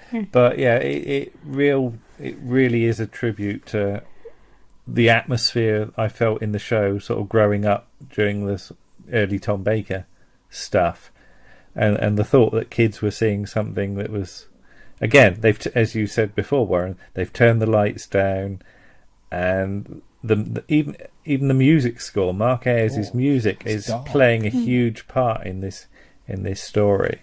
It whips up, doesn't it? Yeah, I just love it to bits, and Something about it's creepy the Victorian last houses, aren't it's there? the last story recorded at the BBC, and if you're going to go out on a high, which is what they definitely achieve with this, just absolutely fantastic in every department. I remember being really impressed with Ghostlight that they had John Hallam in it. Because I don't know what I'd seen him in, and I think it's probably something really stupid like the Malin Streak or something like that. But he had a sort of reputation for playing hard men, for playing villains.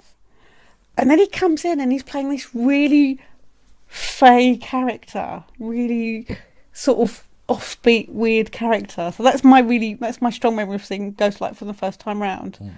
Oh, it's got John Hallam in it. Oh, he's playing a really different part. So, but I think I would probably go for Curse of Fenric. Okay. Because it's a great story. It's got some really nice images. It's an interesting idea. The thing about faith, that it's not garlic or anything else that scares vampires away. It's faith in something. And it's a very grown-up story. A very grown-up It story. reminds you Nicholas Parsons is also an actor. Just about. Well, yes, he was a film actor before he Yeah. became what he is today. And Dinsdale Landon is wonderful, and we had the great pleasure of telling him that, and I think he was quite touched, and he got up and shook our hands, didn't he? Oh, So yeah, that's yeah. a really Yeah. nice memory. You're not genuinely... No, but he was just old. Oh, right. Yes. So yeah, Curse of Fenric. Okay, Warren, to round off this piece then. Can I be very quick? Just say something go quick on. before I go for the one I'm going to go for. Yes. This is your perfect setup for a season. Right. You've got an opener which is nostalgic, very light, bit of fun, bit of running around, bang bang guns, Brigadier appears, world is saved from a horrible menace. And by God, it gets different after then, doesn't it? It gets gritty. You've got Ghostlight. You've got wonderful concepts there that are being stretched and put in that Victoriana atmosphere, which the BBC does so well anyway. So, and then it's building up. It goes to curse. And then you've got very moralistic things going on there. I mean, you've got Ace's hatred for her mother. You've got chemical weapons going on there. So there's a whole myriad of things going on there to create such a wonderful atmosphere. And then you've got the creatures from the deep. You've got the almost vampire-type zombie creatures. And as you take the attack on someone's faith and belief is shaking them to the core. And you're thinking, how the heck can you resolve this? Oh, we won't break it up and spoiler that. And then you've got survival. You've got the oldies, the old baddie back, haven't you? You've got the master, but he's not quite as you remember him. I have to say that Anthony Ainley does play the master very well in Survivor. He does. He does Yes, it. I think it's his best performance. Yeah. Absolutely. By far. So, so I think that's my wonderful framework, and if they could have done... It's interesting how earthbound that season is. Yeah, it is. There's only the bits on the planet in Survival that aren't. But doesn't it make you uncomfortable that that's your planet Earth, if that's how it's portrayed? That's interesting. Yeah. I will go for the Curse of Fenric. Okay. I love the Curse of Fenric. Also, we know it's filmed locally as well, because it's down at the camp at Wareham. But the Curse of Fenric has got so much going for it. Okay. I'm not going to say any more than that. There we go. Right. Well, thank you, chaps and chapess. Thank you. And we'll leave it there. Thank you. Okay, bye. Bye.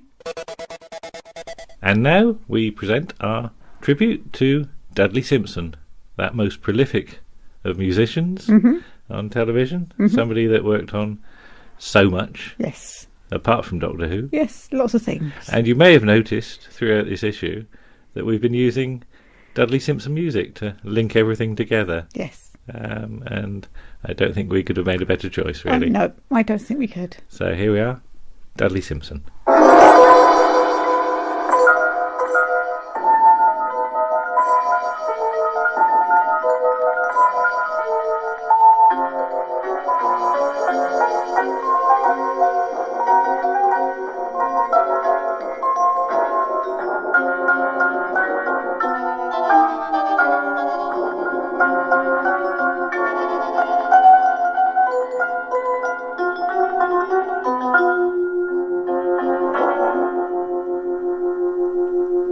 Dudley Simpson. Oh, what a man. Where do we start? What a man. Where do we start with Dudley Simpson? Car Springs. Dick mentioned the cello. And the marimba.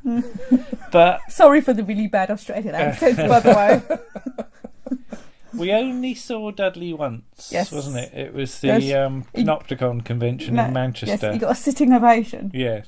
He came on stage and just everybody was so pleased to see him, wasn't it? I think he got an ovation for about 5 minutes. Yeah. And he was just beaming. He was in his element. He was, he was enjoying it. And so he should. Yes. So he should. I mean, Dudley Simpson really is the soundtrack of my childhood, Yes. I think. Yes. Sort of the TV Yeah. one. Because, yes, of course, so much Doctor Who work. From Planet of Giants onwards, isn't Yes. it? Yeah.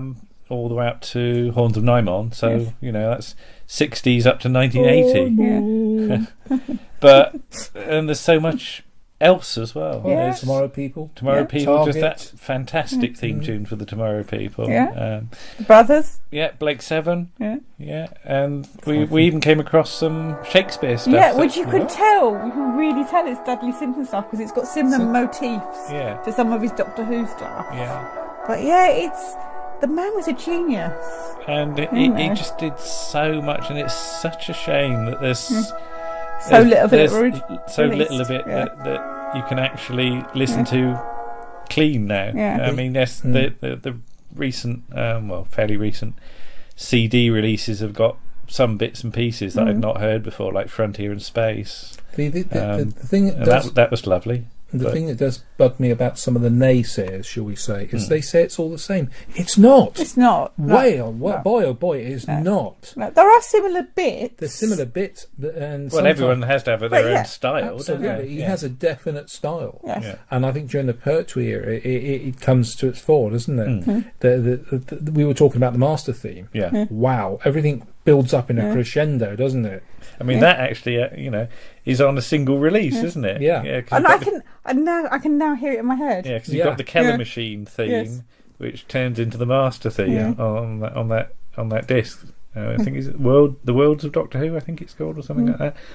But yeah, I mean, yes, I mean he's sort of yes, as you say, he starts off in Planet of Giants, and he's not really a regular at that point, is he? Because he does some bits and pieces. I mean, he does the Crusade. Does the chase? I love the last bit of the chase. Yes, when they're going through London. Oh, ding ding ding ding ding ding ding. Yeah, It's happy, it's jolly, isn't it? And he's very creative with that atmosphere, isn't he? It can be an eccentric piece of music, say with Tom in his early stories, but then it gets to something that's earthy, say like Talons. yeah. I'm trying. I mean, yes, City of Death is, of course, I think, possibly the best thing. What do you think that is, though? It's so recognisable, that piece of music when they're when they're on the metro, and you hear it and you go, oh, City of Death. Yeah, because Paris, trains, as you said, you green heard it. spaghetti monster. But yet it's just a little scene-setting filler, isn't it, of them travelling? Yeah. But yet that music's so evocative. Yeah, I mean that footage without that music, There's nothing, is it? it would lose so much. Yeah. And you said, Lisa, that at the convention, you could hear it being played on the piano. On the piano from the foyer, or You wherever think it it was was. Dudley I think doing it probably was Dudley. Yeah. We weren't actually, in the room in at the- the time. in You there, could but just yes. hear it drifting across the Yes. foyer. Yeah. and it was like, oh, Dudley Simpson's playing City of Death. Do you think he would have thought, oh, I've done more than that, because he gets recognised mainly for that by Who fans? I don't know. I think he was quite pleased that people were talking about his stuff.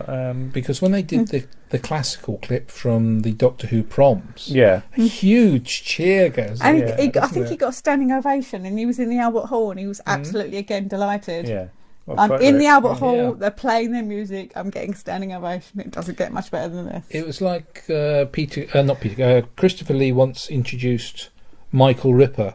Oh, So right, this yeah. is the man who is Hammer Films. Yeah. But for classic Doctor Who, Dudley Simpson is your man. Yeah. yeah. Nobody else. Dudley Simpson is your man. I mean, you said about sort of car springs. We got it's so lovely to have that footage of him actually on behind the scenes stuff for Talons, sitting there with the little video recorder. Yeah. And Winding David it Maloney back, going yeah. and music. And he's so enthusiastic, isn't he? And he's loving Yeah. what he's going to write. Yeah. Yeah. He loves his work, doesn't he? Yeah. And I also have to say, most of his Doctor Who scores he did with a really small band of musicians. An ensemble, isn't Yeah, and it? I say it makes it sound like a big orchestra, and it's not. There's only about 5 musicians because he couldn't afford anything Yeah, more. because you've got that footage of Matthew Sweet and Mark Yes. Ayres Yes, howling. recreating Talons and howling, and Matthew Sweet's really, really happy. Yes, that he is. He gets to do he it. gets to howl. Yeah. You were saying about Troughton's last season. Yeah. Why I did just that wanted to strike say you? that sometimes people overlook his Troughton stuff. I mean, yes, you've said about Pertwee and Tom Bay, things like the War Games, which is so much held together by his music. I mean, I love the bit where they're going to blow up that sort of outhouse. It builds up to it, doesn't it? And they're going to sort of set the explosion off, and all that sort of. Yeah. As you said, it just builds up to the explosion. With the kettle drum building it up, yes, and the rumble. It's almost, a fantastic piece of work, and people forget about it. Or like Seeds of Death. Yeah. That intro. Oh, that bit intro's great, isn't it? from the opening. Citizen came through the window into the control room. Yeah. From behind this, literally from behind. But it takes the you on the planets, journey. yeah. That's Yeah. the thing. It's quite a simple sort of arrangement, but that sort of the echo and things that they just put onto it just livens it up and makes it a sort of magical journey through space. So, I absolutely love his unit theme, particularly the more orchestral version from season 7. that's the Ambassadors of The Death. Ambassadors of part one, Death. Yeah. Yeah, it's just beautiful. Yeah. And it identifies. I think he's the first composer at that point who's writing themes for different things. Yeah. So you get a theme for Unit, you get a theme for the Master. You don't get a theme for the Doctor. He obviously doesn't find him so interesting. You get it more. You get a sort of thing happening in Tom Baker's time. Yeah. Yeah. But now, I mean, Murray Gold's just recently left Doctor Who, but he would write themes for different Doctors, Yes. and each Doctor has their own theme, and each theme is distinct. Yeah. And Dudley Simpson does that 30, 40 years before. Well, one thing I do have to say is, and again, if you see an episode without it, it's really weird if it's not there. Blake's 7 teleport jingle. Yeah.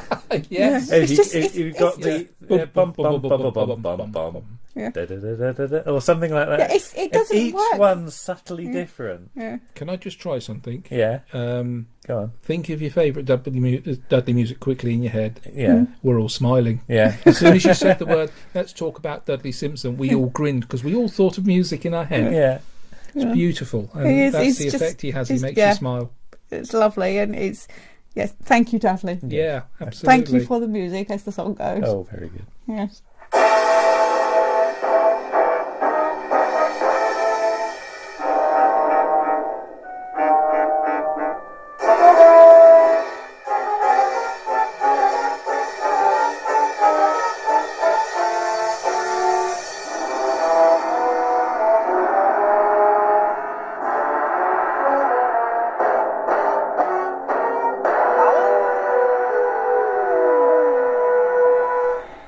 Thank you for Warren again for his help there, and Toby Haydock, that most wonderful of Doctor Who aficionados and stand-up comedian, has done a wonderful in memoriam for all the Doctor Who people that passed away in 2017, which can be found on his YouTube channel, and I advise you to watch it because it's beautiful. Mm-hmm.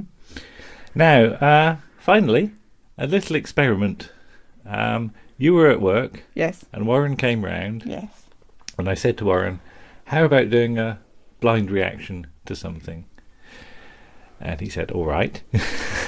Not quite knowing what I was going to show him. Right. So I had to dig around in my shelves, Mm-hmm. and I presented him with The Tomorrow People, The Okay. Thargon Menace. Oh. That wonderful two-parter with the glove puppet computer things and all that. Mm-hmm. So this is Warren's instant reaction after each episode. Right.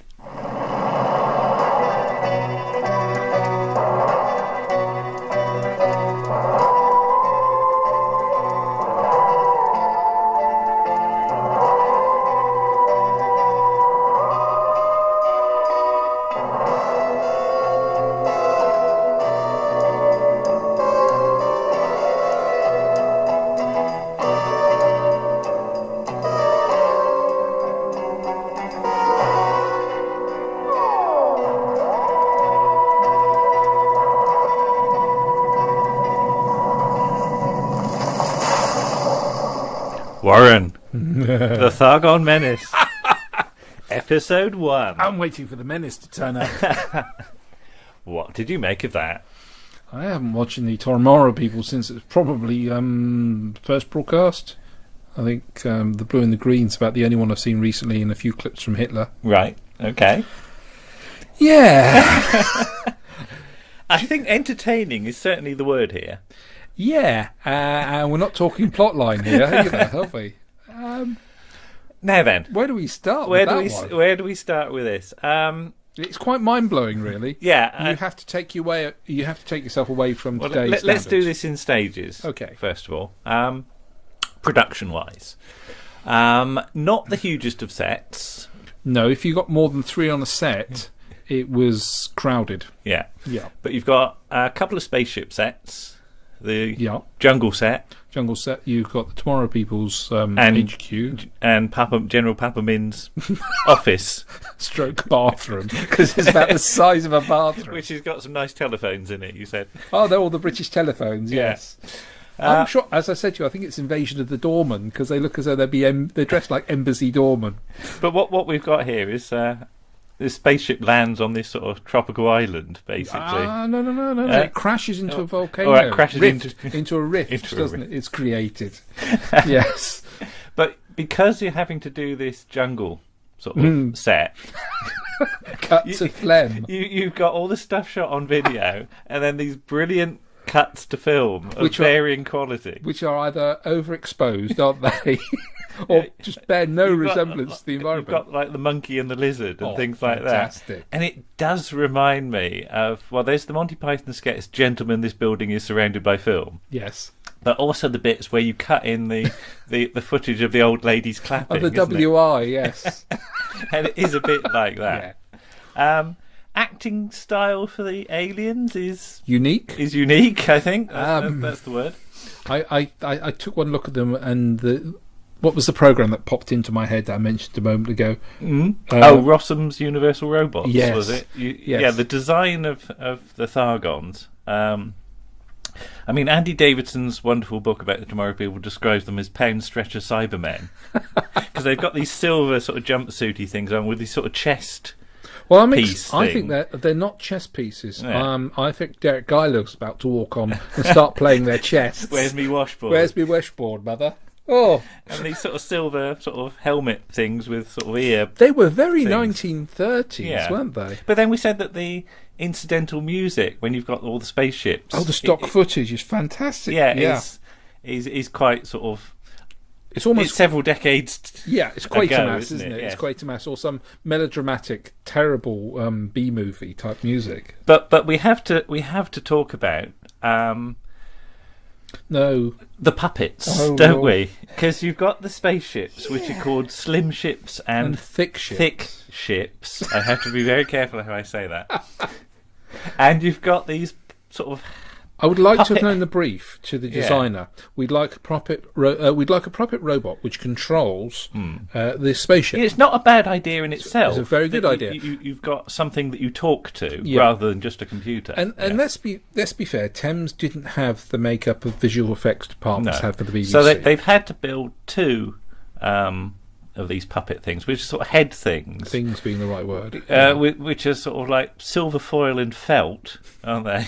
One has a felt beard. One's got a felt silver beard. And somebody's had to cut it out with their pinking shears. And I'm thinking that's probably more the older one. That one's the beardy one, so it's probably the superior one. And the Christmas lights left over from the Christmas party. And then you've got this sort of TV aerial stuck up its backside. I had an aerial like that one of those on my ones. Ferguson black and white portable. But yeah, I mean, this is. And Peter Hawkins does the voice, which is brilliant. David Graham. David Graham does the voice, which is brilliant. Don't get them mixed. No, please no. But this is entertaining, though, when all's said and done. If you take away the fact you cannot watch it with 2018 eyes. You have to apply A, filters for it being the 70s, and B, being a kids show from the 70s. Yeah, and let's face it, you've got a hell of a remit to go with Tomorrow People, because it's very much like the Freewheelers. Yes. You can do what you want as long as it's entertainment. Yeah. And that's exactly it's what I would class as conveyor belt television. You've got to get out a lot very quickly. It's the Doctor Who problem that you're doing. These seasons now, they're running 3 stories per season, and they're 2-part stories. So every story requires a whole new set of cast, filming, and set design. So it is a difficult thing to do, even if you're on a sort of adult budget. On a kids show, where the budget's going to be next to what year are we looking at here? I will just check. I think it's 78. I will check. So I will check that. Britain isn't doing particularly well financially, so we're looking at. Who was would have been Graham Williams. Yes. So they're on a shoestring as well. So because there's a lot of CSO, or chroma key, I quite like the superimposed shot when they're in the big spaceship. You've got the wide shot there's the sort of thing as the And computer the thing is called, spaceship and you've above got it, the spaceship superimposed. That's actually, and then Very good. one of the guys actually walks behind it. Yes. So there's some ambitious shots, Mm-hmm. and unfortunately, if you've got ambitious shots, some of the time they work, and some of the time they won't. This is a type of story I think would work on audio. Okay, well, I mean, yes, as I'm sure most people know. I'm trying to work out, and perhaps somebody could answer us this question. Answers on the postcard, please. Yeah. To where it was the shot of the Earth opening up. Oh yes. Which film it's from? Yeah, there's some interesting stock footage, effects footage, and we don't know quite. I will see if Andy's book tells us. Yeah. I'm not. Okay. I'm not sure anybody knows. I'm quite enjoying it, Yeah. actually. I am quite. It's fun. Oh, you did say to me what's happened to Tim's balls? Yes. Tim being the computer in the Tomorrow People's base. It used to be that he hung from the ceiling. You had And hung balls. His balls, His were balls hung. hang from the ceiling with all tubes and things like that. There was a fire. And the whole set got destroyed, so they had to cobble. Is that something, wishful thinking? They had to cobble something together. And some people don't like the new set, but I like it. I quite like it. And, Yeah. and to me, because I came to the Tomorrow People a bit later, that's the set I actually That is remember. the set I remember as well. Yeah. I can remember seeing clips from the sea, but they all have to come into one central location, so they come together whenever they talk to Tim. But one thing I just want to throw in here is the multiculturalism. Yes. That's quite interesting for the for the era that it's in. Yeah. I mean, that was a thing that Roger Price was quite keen on. It's very much the Star Trek attitude, isn't it? Because it was the idea that anybody could be a Tomorrow Absolutely, person. yeah. Which is However, a good thing. the RADA seems to be having a day off. Yes, some of the acting choices are interesting. Yes, that's the best way of saying it, isn't Yeah. it? Yeah. Okay, well, we'll carry on with part 2 and Absolutely. see how this one goes. But fun so far, I think. It is fun, yep. Yeah. Okay, see you soon. Bye.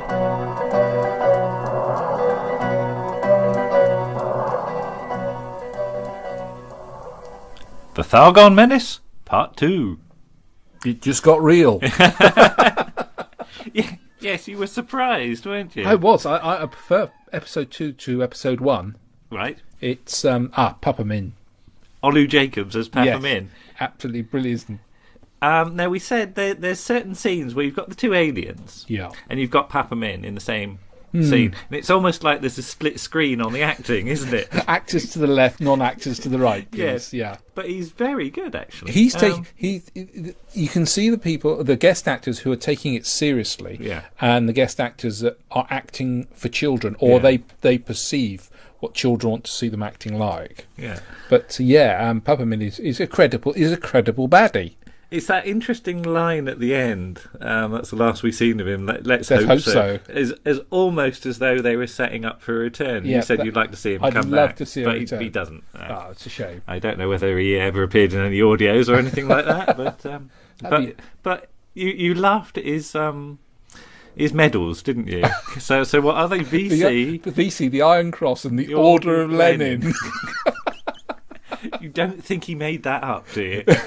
or he got them on eBay or something like that. Yes, he does sound like a particular dictator who was about in those days. Well, doesn't it? I mean, that's the thing. There is. He's very Idi Amin, isn't he? There is an underlying sort of bit of satire every now and then in some of these stories, because the American president in War of the Empires eats peanuts, for instance. So he's clearly based on Jimmy Carter. Yes. Yeah. But yeah, we didn't say last time about how we'd spotted bits of set design. Yes, from UFO, wasn't it? Yeah. There's the old blinky lights thing with the yellow sort of lights, and the lights on spooling, and the tape decks and things like that. But yeah, I think there is a definite difference between parts 1 and part 2, because I said you're hit with a load of especially you, because you've sort of not, as you said, you've not seen these, so you're hit by the sort of various production decisions or things that were forced upon the production. But then it does become a bit more serious. I mean, just nice little things like the close up of Papa Min broadcasting to the world, and then you've got this montage shot of various sort of capital cities and life going on as normal, and everybody ignoring it like people probably would do. Yes. The other thing that's striking is the unfortunate bit where Sutai gets shot at Yeah. point blank range in the smallest set in the world. Yes, and unfortunately, the jungle set is small, It's very and they're small. trying to stage some action sequences involving gunfire and things like she was that. almost impaled on the barrel of the gun. And she's fired. Fixed bayonets would have been good enough. Absolutely. And I can't work out why she was still alive. Well, she ended up with a little bit of dirt on her chin. A little bit of dirt on it. and that was about it. But I said you could have got away with not having the Tomorrow People in the second episode. yeah, I mean they don't. Again, it's a story that just stops because Yeah. they fire the beam and the spaceship blows up, and that's the end of the story, really. So there's no. But as soon as Papa Min appears, he takes over the whole episode, doesn't he? These two parters are quite interesting. That sometimes you think, oh yes, 2 parts is definitely enough. But this one, I think you could have spanned it out to a third episode. It does. The last sort of 5 minutes, it does seem too quick. It's weird. And a sequel. Oh, maybe. Maybe. We didn't say about the boil on the thing. the green thing seems to have a boil on his upper lip. That's a very odd piece of design. But yeah, directed by Peter Yolland, who did Rainbow and Button Moon. Yeah. But as you said, stock directors at Thames. Yeah. You if you worked in the children's sort of area, then you'd be expected to work on everything. Thames were very good at retaining a pool of directors, which they use quite regularly. Because don't forget the first director on it is Paul Bernard, ex of Day of the Daleks, and Frontier in Space, and he was brought on board because nobody at Thames was. I mean, there's the story about on the first day of recording they managed to get about 5 minutes done. Really, I didn't know that. And they were supposed to have done about half an episode, but because they were so unused to all this sort of effects shots overlaying, making things appear and disappear and all that. To a certain extent, that's very evident on another programme, but this produced by the sister firm LWT when the Goodies went over there. You could quite see they weren't quite geared up for the Goodies with the visual effects. That's true actually, because with the Goodies you had a dedicated effects department supporting it at the BBC. The moment they moved to ITV, it's down to the set designer basically, which is like early Doctor Who. Yeah, because Ray Cusick would have to, do the sets and the effects work as well in the Daleks and stuff like that. But overall, then I enjoyed that. You enjoyed that more than you thought. I think. Yes, I did. Yeah.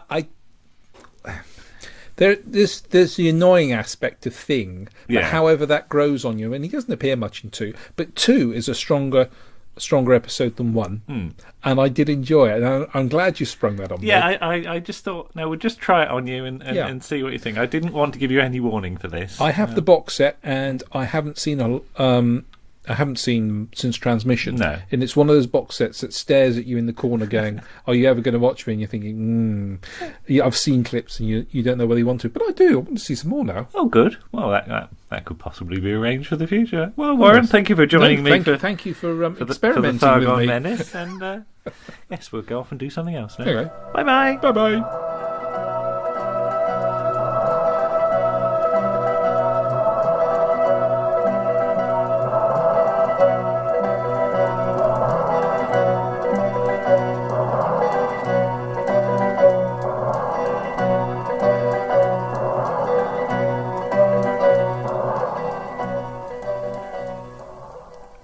Thank you, Mr. Warren. Yes.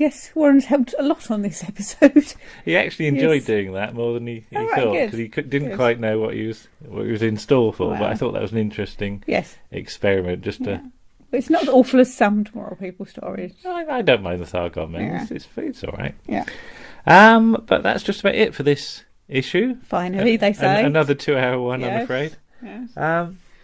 So issue 19 is coming up. Yes. And we've got some ideas We have. for that, but we are going to sort of have a clean slate now. We 'cause are. We've used all I our knew- things from the I archives. nearly said it's clean sleet. Okay. It's not that cold. No. So some series that we've not covered before Yes. now in the queue. Mm-hmm. And we've already started doing the research for at least one of those. We haven't have, yes. Yes, that's been interesting. Involving Mexican hats. Yes. And Hair. And hair like the old kings used to wear. Yes. And if you know what series I'm talking about, Well done. well done. 'Cause that was a very obscure reference. Yes. But yes, so we'll say goodbye now, and then we'll just have a little bit more of Dudley, Yeah. and then into the end titles. Yes.